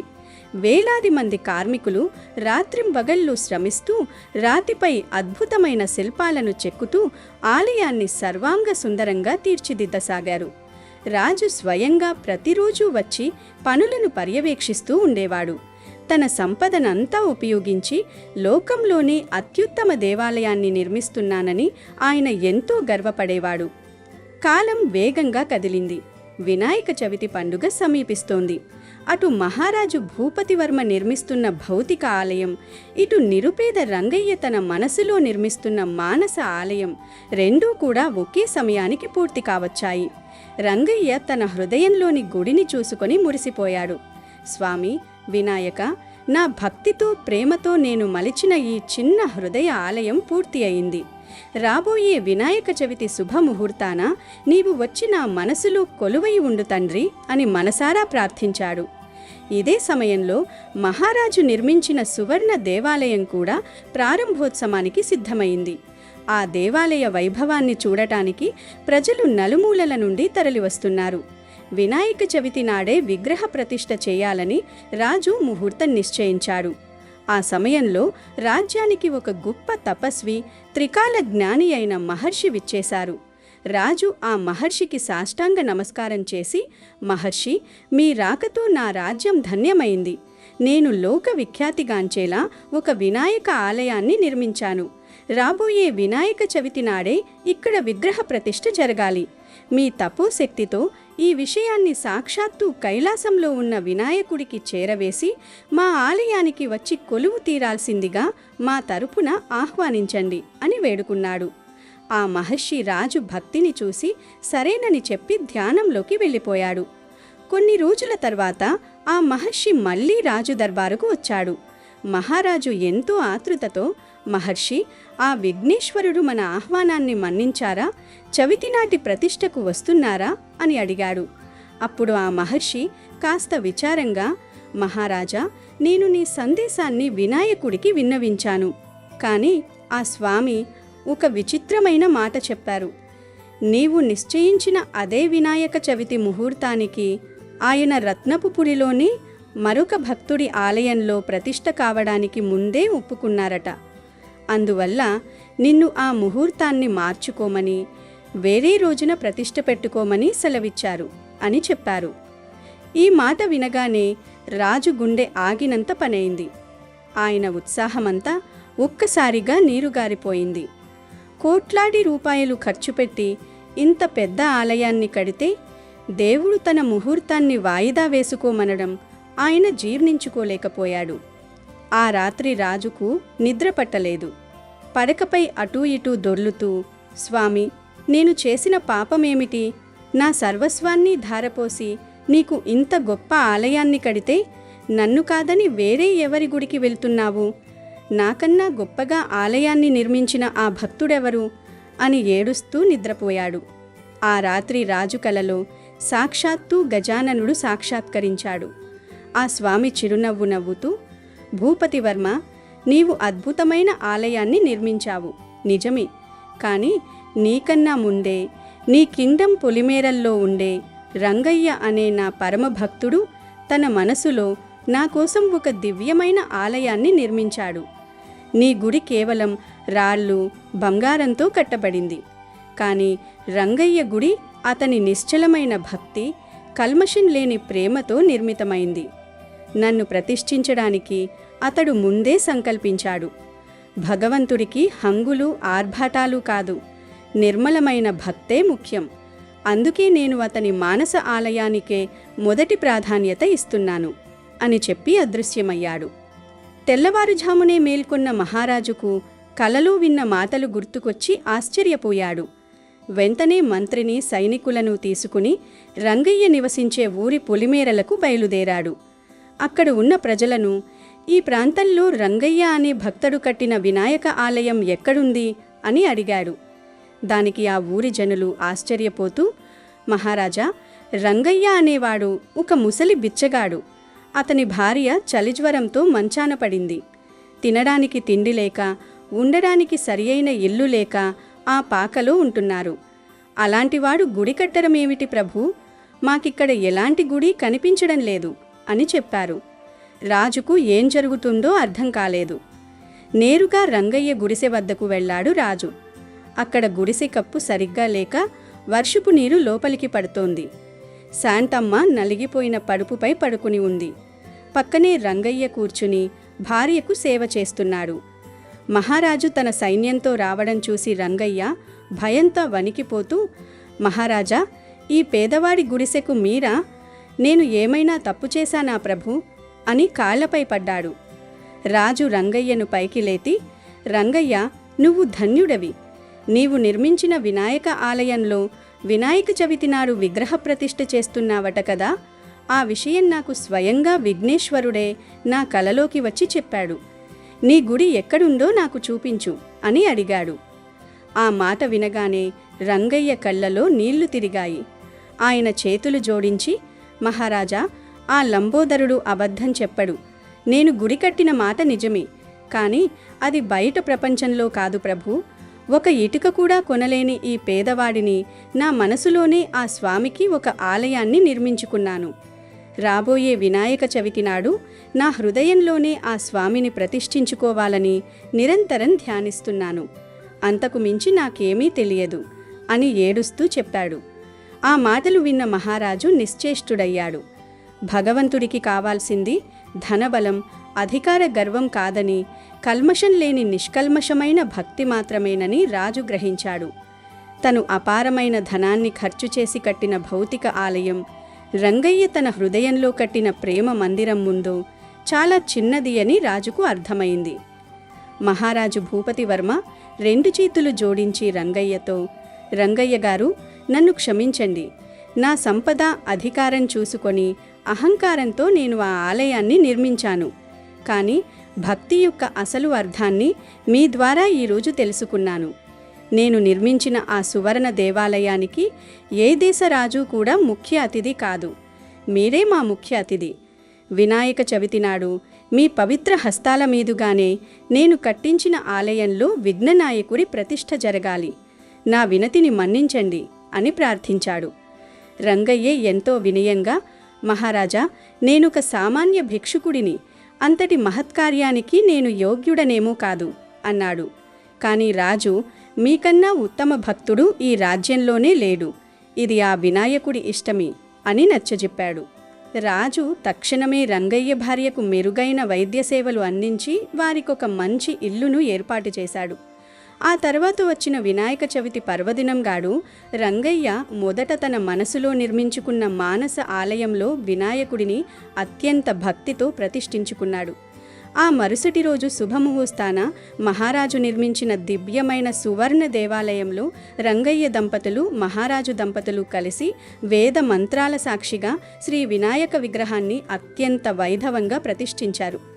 ఆ స్వామి అనుగ్రహంతో రంగయ్య దంపతుల దరిద్రం తీరిపోవడమే కాకుండా మహారాజు భూపతివర్మకు కూడా కొద్ది కాలంలోనే సంతాన ప్రాప్తి కలిగి రాజ్యమంతా సుఖ సంతోషాలతో వర్ధిల్లింది. బాహ్యమైన ఆడంబరాల కన్నా అంతరంగంలోని పవిత్రమైన భక్తే దైవానికి ప్రీతిపాత్రమైనదని ఈ కథ ద్వారా లోకానికి తెలిసింది. ఇక చివరిగా ఈరోజు పాపాత్ములని వినాయకుడు ఎలా శిక్షిస్తాడో తెలిపే ఈ కథను వింటే చాలు. పాపాలన్నీ పోతాయి, మహాపుణ్యం వస్తుంది, సకల సంపదలు సిద్ధిస్తాయి. తెల్లవారిజామున తూర్పు దిక్కున ఇంకా వెలుగురేఖలు కూడా సరిగ్గా విచ్చుకోకముందే రామదాసు నిద్రలేచాడు. కటిక దారిద్ర్యం అనుభవిస్తున్నప్పటికీ అతని మనసులో ఎప్పుడూ భగవంతునిపై అపారమైన నమ్మకం ఉండేది. తన ప్రాణ సమానమైన 2 ఎద్దులు రాముడు, భీముడులను తీసుకొని పొలానికి బయలుదేరారు. చలికాలపు ఉదయం కావడంతో గాలిలో దట్టమైన మంచు కురుస్తోంది. పక్కన ఉన్న మనిషి కూడా సరిగ్గా కనిపించని వాతావరణం. అయినా రామదాసు అడుగులు తడబడలేదు. అతని నోటి నుంచి ఓం గం గణపతయే నమః అనే పవిత్రమైన వినాయకుడి మంత్రం నిరంతరం అత్యంత భక్తి శ్రద్ధలతో వినిపిస్తూనే ఉంది.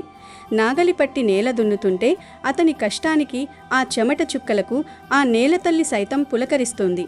ఏరా రాముడు, భీముడు, ఇంకా నిద్రమత్తు వదల్లేదా? కొద్దిగా వేగంగా నడవండిరా. దయచేసి ఈరోజు ఈ 2 ఎకరాల దుక్కి పూర్తి చేసేయాలి. ఆ విఘ్న వినాశకుడైన వినాయకుడి దయ ఉంటే ఈసారి వానలు సమయానికి పడతాయి, పంట బాగా పండుతుంది. అప్పుడు మీ అమ్మ సీతమ్మ మెడలో మళ్ళీ ఆ తాలిబొట్టుతో పాటు కొంత బంగారం చూడొచ్చు. పదండిరా నా తండ్రులారా అంటూ ఎద్దులను అదిలిస్తూ ఉత్సాహంగా పనిలో నిమగ్నమయ్యాడు. సరిగ్గా అదే సమయంలో పక్క పొలం వైపు నుంచి వస్తున్న అతని స్నేహితుడు వీరయ్య పిలిచాడు. ఓయ్ రామదాసు, ఆపరా నీ నాగలి. ఎన్నాళ్ళు ఇలా ఎముకలు కుళ్ళేలా కష్టపడతావు? చూడు, పక్క పొలంలో రంగడు ట్రాక్టర్ తెచ్చాడు. గంటలో పని అంతా సులువుగా అయిపోతుంది. నువ్వింకా ఈ ఎద్దుల తోకలు పట్టుకొని పాతకాలం పద్ధతిలో వేలాడుతున్నావు అని అన్నాడు. దానికి రామదాసు చిరునవ్వు నవ్వి ఆగుతూ, వీరయ్య, ట్రాక్టర్లు ఉన్న వాళ్ళకి అవి గొప్పే కాదనను. కానీ నా రాముడు, భీముడుల అడుగులు పడితేనే నా నేల పులకరిస్తుందిరా. పైగా ఆ యంత్రానికి పోసే డీజిల్ కొనే డబ్బులు నా దగ్గర ఎక్కడివి? నా కష్టమే నా పెట్టుబడి. ఆ ఏకదంతుడే నా యజమాని. రేపు రాబోయే పంట ఫలితం కూడా ఆయనదే అన్నాడు దృఢమైన నమ్మకంతో. వీరయ్య నిట్టూరుస్తూ, అదేరా నా బాధ కూడా. నీ దగ్గర పూట గడవటానికి పైసా లేదు, కానీ నీ అప్పుల చిట్టా మాత్రం ఆ ఊరి సావుకారు భద్రయ్య దగ్గర కొండలా పెరిగిపోతుంది. నిన్న రాత్రి రచ్చుబండ దగ్గర ఆ రామదాసుగాడు రేపు వారంలోగా బాకీ తీర్చకపోతే వాడు ప్రాణంగా చూసుకుంటున్న ఆ 2 ఎకరాలు నా పరమే అని అందరి ముందు గట్టిగా చెప్పాడురా అన్నాడు. అప్పు ఇచ్చినవాడు ఆ మాత్రం అనకపోతే ఎలా వీరయ్య? కానీ ఈ నేల నా కన్న తల్లి లాంటిది. ఏ కొడుకైనా తన తల్లిని పరులపాలు చేస్తాడా? ఆ గజాననుడే అన్నీ చూసుకుంటాడులే. కష్టం నాది, నన్ను కాపాడే భారం ఆయనది అని బదులిచ్చాడు రామదాసు. వీరయ్య వెళుతూ, ఆ వినాయకుడు చూస్తాడో లేదో గాని ఆ భద్రయ్య మాత్రం నీ పొలం మీద రాబందులా కన్నేశాడు. వాడు నీకు ఏమాత్రం సమయం ఇవ్వడు. జాగ్రత్త రామదాసు అని హెచ్చరించి వెళ్ళాడు. మధ్యాహ్నం సమయం అయ్యింది. సూర్యుడు మండుతూ ఎండ నిప్పులు కురిపిస్తోంది. రామదాసు భార్య సీతమ్మ తన చిరిగిన చీరను పదే పదే సర్దుకుంటూ ఒక చేత్తో అన్నం గిన్నె, మరో చేత్తో చల్లని అంబలి ఉన్న మట్టి ముంత పట్టుకుని పొలంగట్టు వెంట నడుచుకుంటూ వస్తుంది. తన భర్త పడుతున్న కష్టం చూసి ఆమె కళ్ళు చెమర్చాయి. ఏమండి, ఇక చాలు, ఆపండి. ఈ ఎండలో ఆ నోరు లేని ఎద్దులు కూడా అల్లారిపోతున్నాయి. కాసేపు ఆ వేప చెట్టు నీడకు రండి అని పిలిచింది. నాగలి ఆపి చెట్టు కిందకు వచ్చిన రామదాసు, వచ్చేసావా సీత? పొద్దున్నుంచి పనిధ్యాసలో పడి ఆకలి ఏమాత్రం తెలియలేదు. కానీ నువ్వు రాగానే అమాంతం నీరసం వచ్చేసింది. ఈరోజు ఏంటో చాలా అలసటగా ఉంది. కానీ ఈ భూమి దున్నడం పూర్తిగా కాకపోతే నా మనసు అస్సలు ఒప్పడం లేదు అన్నాడు. సీతమ్మ తన చీర కొమ్ముతో భర్త ముఖంపై ఉన్న చెమట తుడుస్తూ, కష్టపడాలి కానీ ఇలా ప్రాణాల మీదకు తెచ్చుకోకూడదు. ఇదిగోండి, ఈ చల్లని అంబలి ముందు తాగండి అని ఇచ్చింది. నీళ్లు తాగుతున్న భర్తను చూస్తూ సీతమ్మ గొంతు వణుకుతుండగా, ఇందాకే ఆ షావుకారు భద్రయ్య మనుషులు ఇంటికి వచ్చి నానా రచ్చ చేశారు. మీ ఆయనకు చెప్పు, వచ్చే సోమవారంలోగా బాకీ మొత్తంగా తీర్చకపోతే మీ గుడిస పీకేస్తాం అని దారుణంగా గద్దించారు.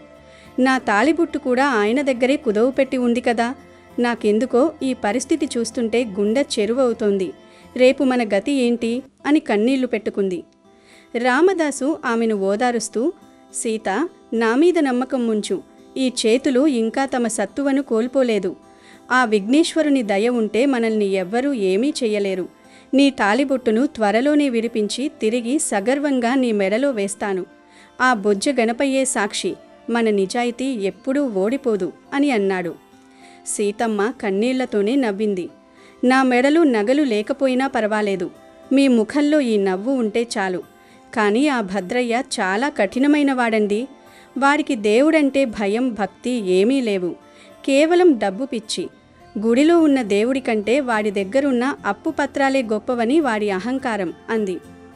మరోవైపు ఊర్లో ఉన్న అతిపెద్ద మేడలో విలాసవంతమైన జీవితం మెడుకుతున్న షావుకారు భద్రయ్య కళ్ళు మాత్రం ఊర్లోని పేదల భూముల మీదే ఉన్నాయి. తన ముఖ్య అనుచరుడు సూరయ్యతో కలిసి కుట్రలు పన్నుతున్నారు. చూడు సూరయ్య, ఆ రామదాసుగాడికున్న ఆ 2 ఎకరాల పొలం సరిగ్గా మన ఊరి చెరువు పక్కనే ఉంది. ఆ నేల బంగారం పండిస్తుందిరా. దాన్ని ఎలాగైనా సరే నా సొంతం చేసుకోవాలి. అక్కడ ఒక పెద్ద మామిడి తోట వేస్తే ఏటా నాకు లక్షల్లో ఆదాయం వస్తుంది. వాడా అప్పు ఎప్పటికీ కట్టలేడని నాకు బాగా తెలుసు.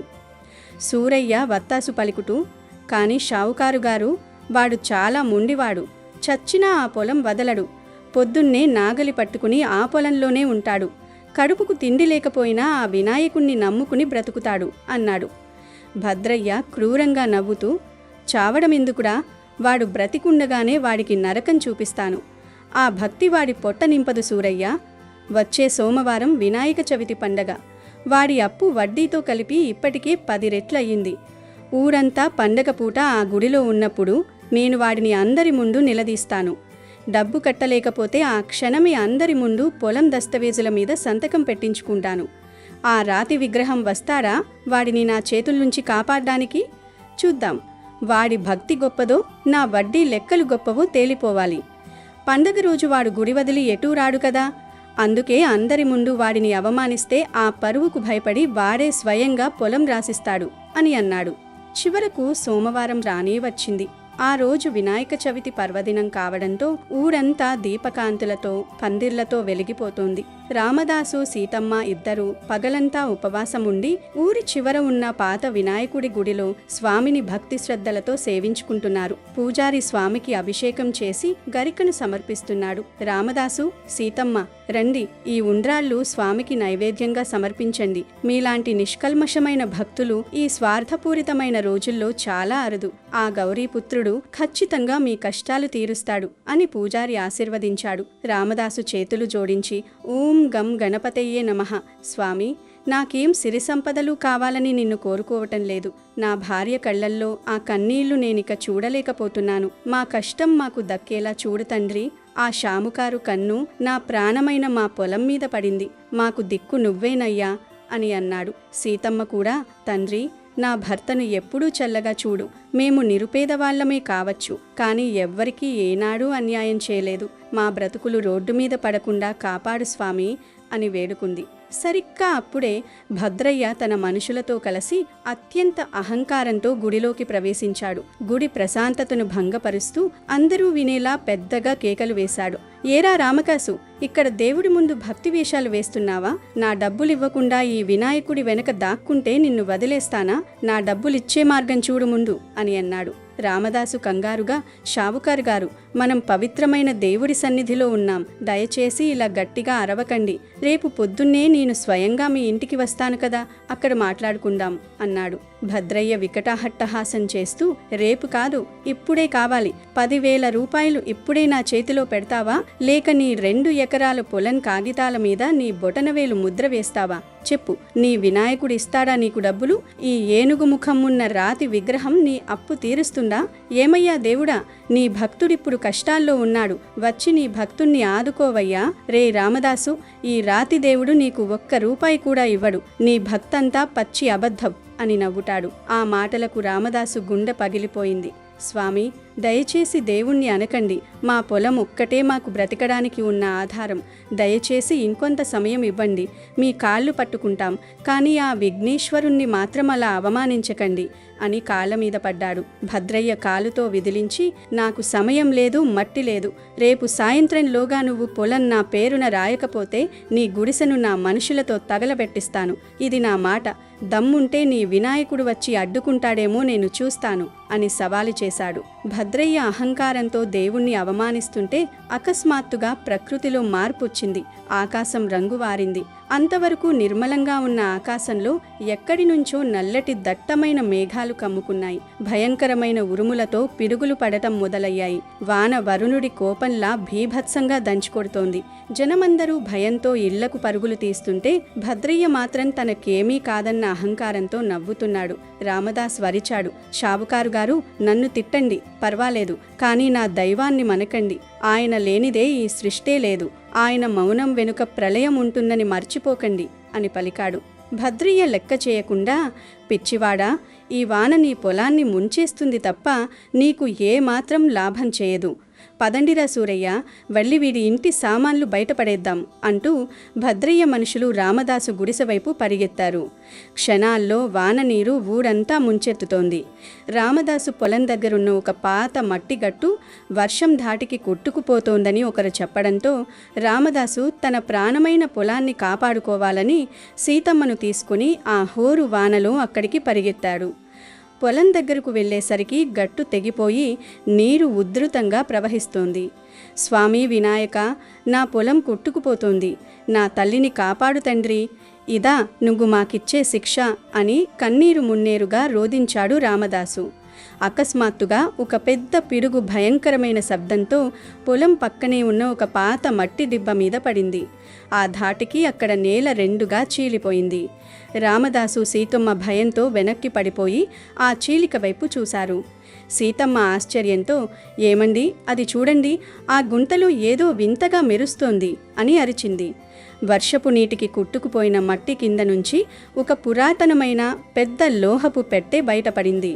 బహుశా అది రామదాసు పూర్వీకుల కాలం నాటిది కావచ్చు, లేదా మరెవరో రాజులు దాచిన నిధి కావచ్చు. వణుకుతున్న చేతులతో ఆ పెట్టె తెరిచి చూడగా అందులో కళ్ళు చెదిరేలా మెరుస్తున్న బంగారు ఆభరణాలు, వజ్రాలు, పురాతన నాణాలు నిండుగా ఉన్నాయి. రామదాసు చేతులు ముకులించి, స్వామి గజానన, నా అచంచలమైన భక్తికి ఇదేనా నీ సమాధానం? నేను అడిగింది నా పొలాన్ని మాత్రమే కాపాడమని, కానీ నువ్వు నా బ్రతుకే మార్చేశావు. విఘ్నేశ్వర, నీ లీలలు అమోఘం అని నేలకు ముక్కాడు. నిధి దొరికిందన్న వార్త గాలిలా ఊరంతా వ్యాపించి భద్రయ్య చెవిన పడింది. దురాశతో భద్రయ్య వానను సైతం లెక్క చేయకుండా అక్కడికి పరిగెత్తాడు. ఆ బంగారాన్ని ఎలాగైనా దొంగిలించాలని పన్నాగం పన్నాడు. ఒరే రామదాసు, ఆ పెట్టె ఇటివ్వు. ఆ పొలం ఎలాగూ రేపటితో నాదే కాబోతోంది కదా, అందులో దొరికిన ఏ వస్తువైనా నాకే చెందుతుంది. మర్యాదగా ఆ నిధి నా చేతికివ్వు అని నిధిని లాక్కోబోయాడు. అప్పుడు సీతమ్మ ధైర్యంగా ముందుకు వచ్చి, అబద్ధం, ఇంకా సంతకాలవ్వలేదు. ఈ పొలం చట్టబద్ధంగా ఇంకా నా భర్తదే. మీరు పచ్చి అన్యాయం చేస్తున్నారు అని అంటుంది. భద్రయ్య కోపంతో, అదంతా నాకు తెలీదు, నువ్వు ఆ నిధిని నాకివ్వాల్సిందే అని అంటాడు. రామదాసు స్థిరంగా నిలబడి, షావుకారు గారు, ఇది నా భక్తికి నా కష్టానికి ఆ దేవుడిచ్చిన ఫలం. దీన్ని మీకిచ్చే ప్రసక్తే లేదు. మీరు ఏ దేవుణ్ణైతే అహంకారంతో హేళన చేశారో ఆ బుజ్జగనపయ్యే దీన్ని నాకిచ్చారు అని అంటాడు. భద్రయ్య రౌద్రంగా, ఎంత ధైర్యం రా నీకు, నాకే నీతులు చెప్తావా అంటూ సరిగ్గా రామదాసు వైపు అడుగు ముందుకు వేయబోతుండగా వాన ధాటికి నేల వదులైపోయి బలహీనపడిన పక్కనే ఉన్న ఒక భారీ మర్రి చెట్టు కొమ్మ పెద్ద శబ్దంతో విరిగి నేరుగా భద్రయ్య మీద పడింది. అతని అనుచరులు సూరయ్య భయంతో ప్రాణాలు అరచేతిలో పెట్టుకుని కేకలు వేస్తూ పారిపోయారు. ఊరే సూరయ్య, ఎక్కడికి పారిపోతున్నారురా? నన్ను కాపాడండిరా, అబ్బా చస్తున్నాను. రామదాసు, నన్ను కాపాడు, నా కాలు పూర్తిగా విరిగిపోయింది, నాకు శ్వాస ఆడడం లేదు, ప్రాణాలు పోతున్నాయి అని భద్రయ్య ఆర్తనాదాలు చేశాడు. సీతమ్మ చూస్తూ, చూశారా షావుకారు గారు, నిన్న గుడిలో ఆ వినాయకుడిని సవాలు చేశారు కదా, ఈ రాతి దేవుడు నిన్ను ఆదుకుంటాడా అని అడిగారు. ఇప్పుడేమైంది?